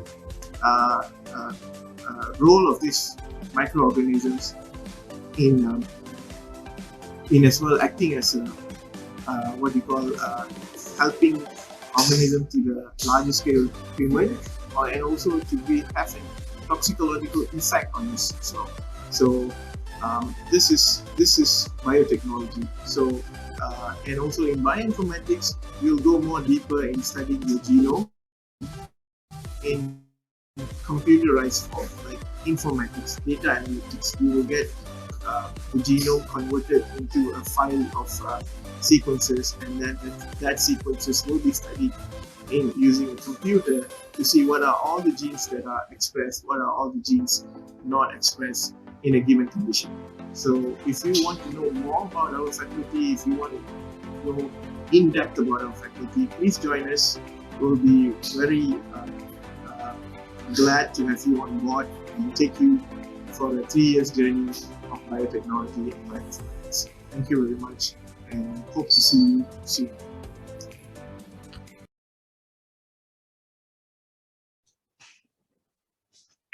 Dr. Lee. Hi, so good afternoon, everyone. Thank you for joining us today. So I'm Dr. Lee, Deputy Dean from the Faculty of Applied Sciences. Just now in the video, you have seen Mr. Mahes, one of our lecturers who is teaching biology. So that's just one of the techniques that you will learn in your practicals if, let's say, you choose to embark on the BSc Biology program. So I will just give you a brief overview on two of the programs that we conduct at the Faculty of Applied Sciences. Okay, I'll just share my video. So if you have any questions, meanwhile, you can just type it in the chat box. After my present, I will try to answer your questions as best as possible. And with me today also, Mr. Mahes, who was the star in the video just now. Mr. Mahes is our postgraduate program coordinator.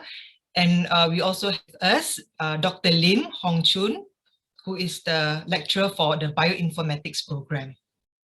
So in the Faculty of Sciences, we have two undergraduate programs, which is the BSc Biotechnology and the BSc Honours Bioinformatics program. So even though biotechnology has been around for many years, okay, almost as old as me, but many of us don't know what is actually biotechnology.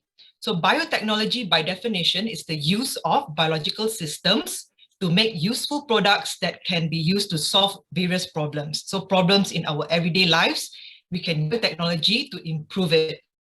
And also a subset in biotechnology is called bioinformatics. So that is the use of computer technology to handle and to analyze large amounts of biological data.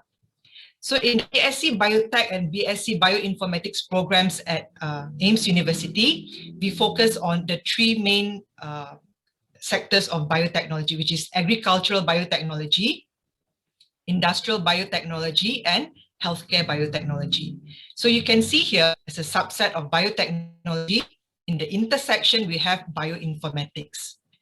So we get a lot of data in biotechnology. So, but this biological data, in order for us to analyze them and to interpret them, to make sense, we need to use technologies such as computer technology for us to analyze and then came up with the output so that we can interpret and to make use of this biological data. So we use biotechnology in our everyday lives, from the early morning, from our bread that we have, uses the yeast. So that is the ancient type of biotechnology. Okay, vaccines, the COVID-19 vaccine. So some of you may have already been vaccinated. So the production of vaccines for COVID-19 is thanks to the biotechnology. So we have various vaccines able to be produced from the use of biotechnological tools. We have medication, therapies, and treatments also thanks to biotechnology. the clothing that we wear, genes also have been processed by the use of biotechnology. Insulin medication, like I mentioned, detergents, and many other things that we use in our everyday lives has been produced from biotechnological tools. So we have to thank biotechnology for improving our everyday lives. And just a bit to correlate how biotechnology has actually helped in our fight against COVID-19. So nowadays in the news, COVID-19, SARS-CoV-2 is the highlight. So how has biotechnology helped humankind? Okay, it's our humanity's weapon against COVID-19. So we see the cases of the COVID-19 increasing, keep on increasing. So how can we help to stem this increase of COVID-19? So number one, biotech can help us to understand, okay, what this virus is. So using the sequencing technology, we were able to sequence the full sequence of this virus, and later on, from the sequence, we are able to develop various types of vaccines, diagnostic tests. We're also able to understand how this virus spreads, what are the different variants that emerges due to mutations. So all of this is due to the use of biotech and also bioinformatics and microbiological techniques in biotech. Also for detecting various diagnostic tests for COVID-19, also be produced through the use of biotechnology. We have the RT-PCR test, antigen test. So all of this also were developed from the use of biotechnological. And vaccines, the sanitizers, okay, for preventing the spread of COVID-19, also by the use of biotech. And for treatments, antibody therapy, antiviral agents also were developed from the use of various biotechnological tools. So we have to thank biotechnology that is currently working for us to fight against this COVID-19. So you need biotech, and also biotech needs you.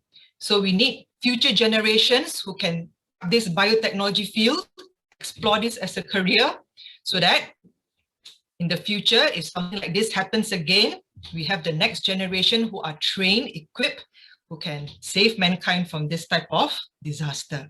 So why not explore a career in biotechnology? So biotech is multidisciplinary. It's just not just one field, it is multidisciplinary. So it depends on what you like. So what is your passion, what you are good at? So if you're someone who is highly inquisitive, you like to know how things happen, how things work, fit in together, and how you can use to improve something, a process. So this maybe biotechnology is very good for you. So you can see that the field of genetics, food technology, ethics and law, defense, agriculture, energy, healthcare, forensics, industrial. So in biotechnology, you'll learn all this, and later on, you'll be able to apply this. So looking at this multidisciplinary field, you can also have an idea that you have a wide career option later on. So I ask you, what is your passion and what you are good at? Okay, going into the program, we have 2 undergraduate programs in our faculty, the BSc Honours Biotech and BSc Honours Bioinformatics. Both the Biotech program received grade A, ranked by MQA in 2011. So all our programs are accredited by MQA, and we also have 2 postgraduate programs, so you can explore this pathway later on. In our faculty, the Dean is Professor Ravichandran. I'm the Deputy Dean, and we have the various program coordinators, and we also have the academic staff with us. So we have both the young and vibrant staff, and also the highly experienced staff from both local and international. On the entry qualifications, you need at least a minimum pass grade in 2 subjects. So if you come from the Aimst Foundation, you need to pass in 3 subjects with grade C or CGPA of 2. So just highlighting a bit on the course structure. So 1, you learn about the theoretical and also the basic foundation in the year 1.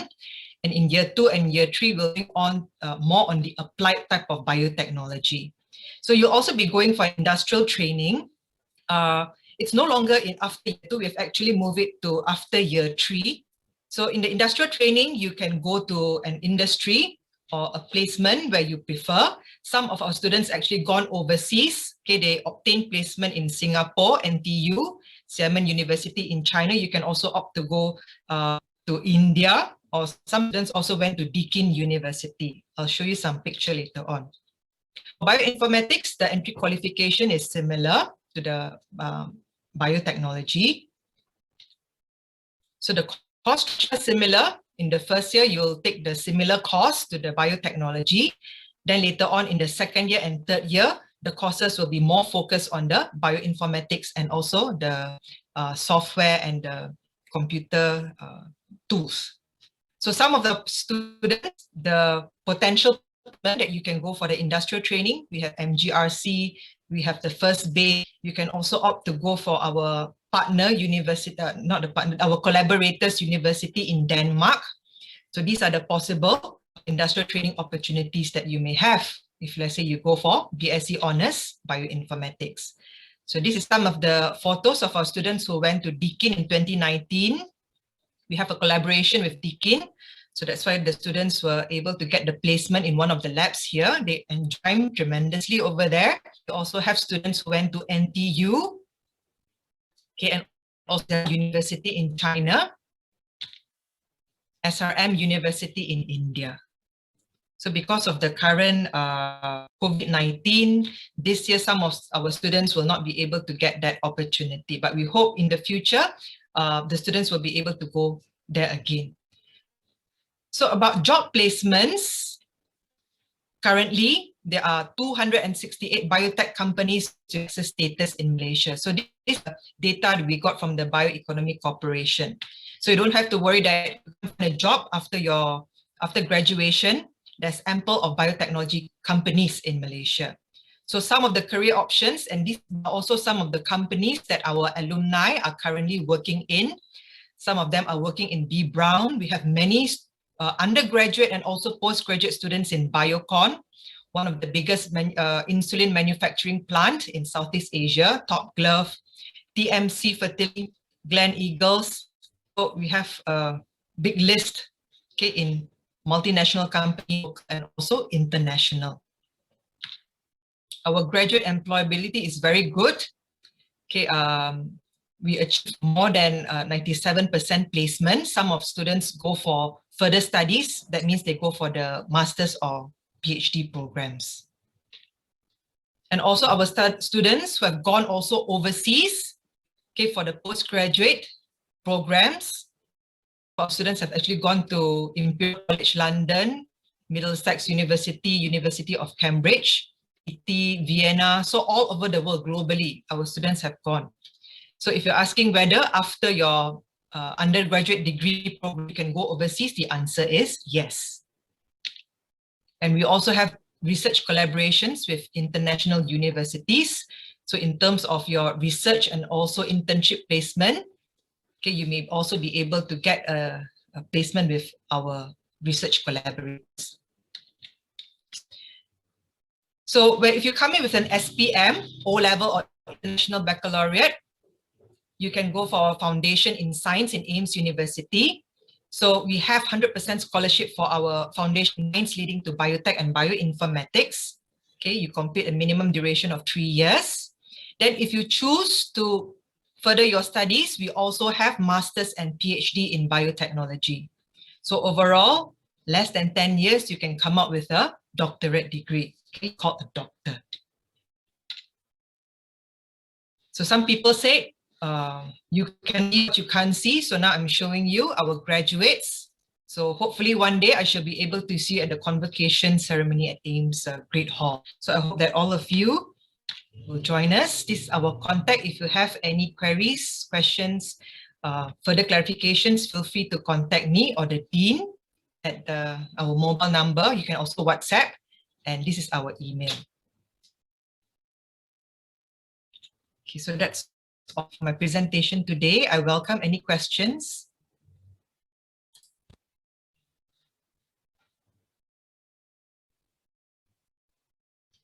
Okay, so one question, does university provide diploma in biotechnology?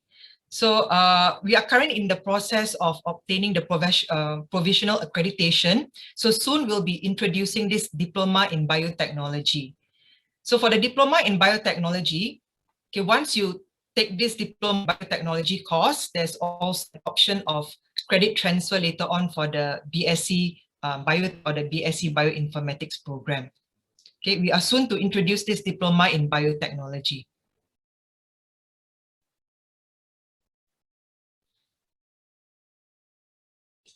Any more questions?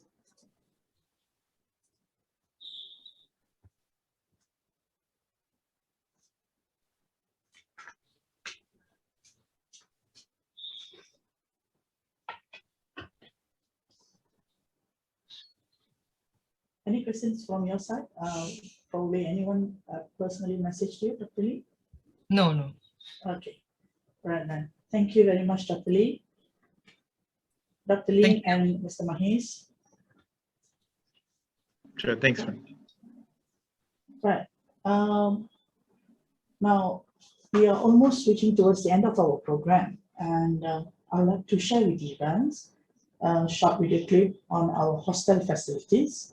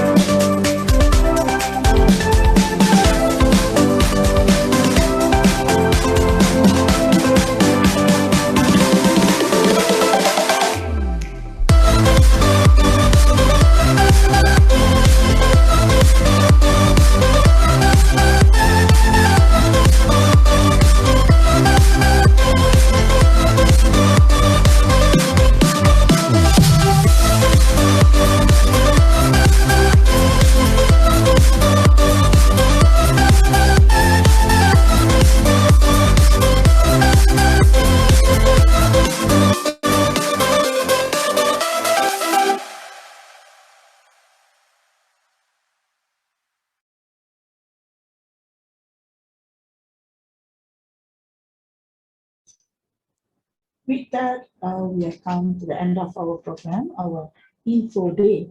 I would like to take this opportunity to thank everyone who have involved in this program, especially the professors and senior lecturers from faculties. And I would like to thank students and parents. And my apology for taking up slightly little longer from the time that we have initially scheduled. Right. Thank you for your active participation in this info day session. I hope you have enjoyed it. Should you have any questions, feel free to email to us. And thank you. Bye-bye. Good luck for students, SPM students, with your results tomorrow. Take care. Bye.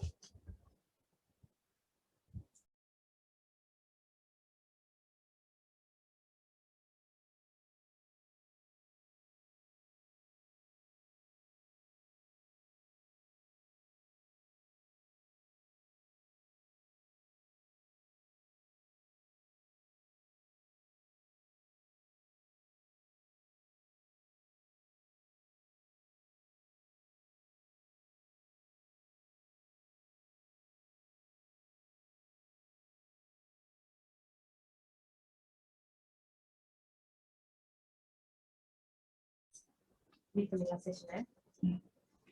you, everyone.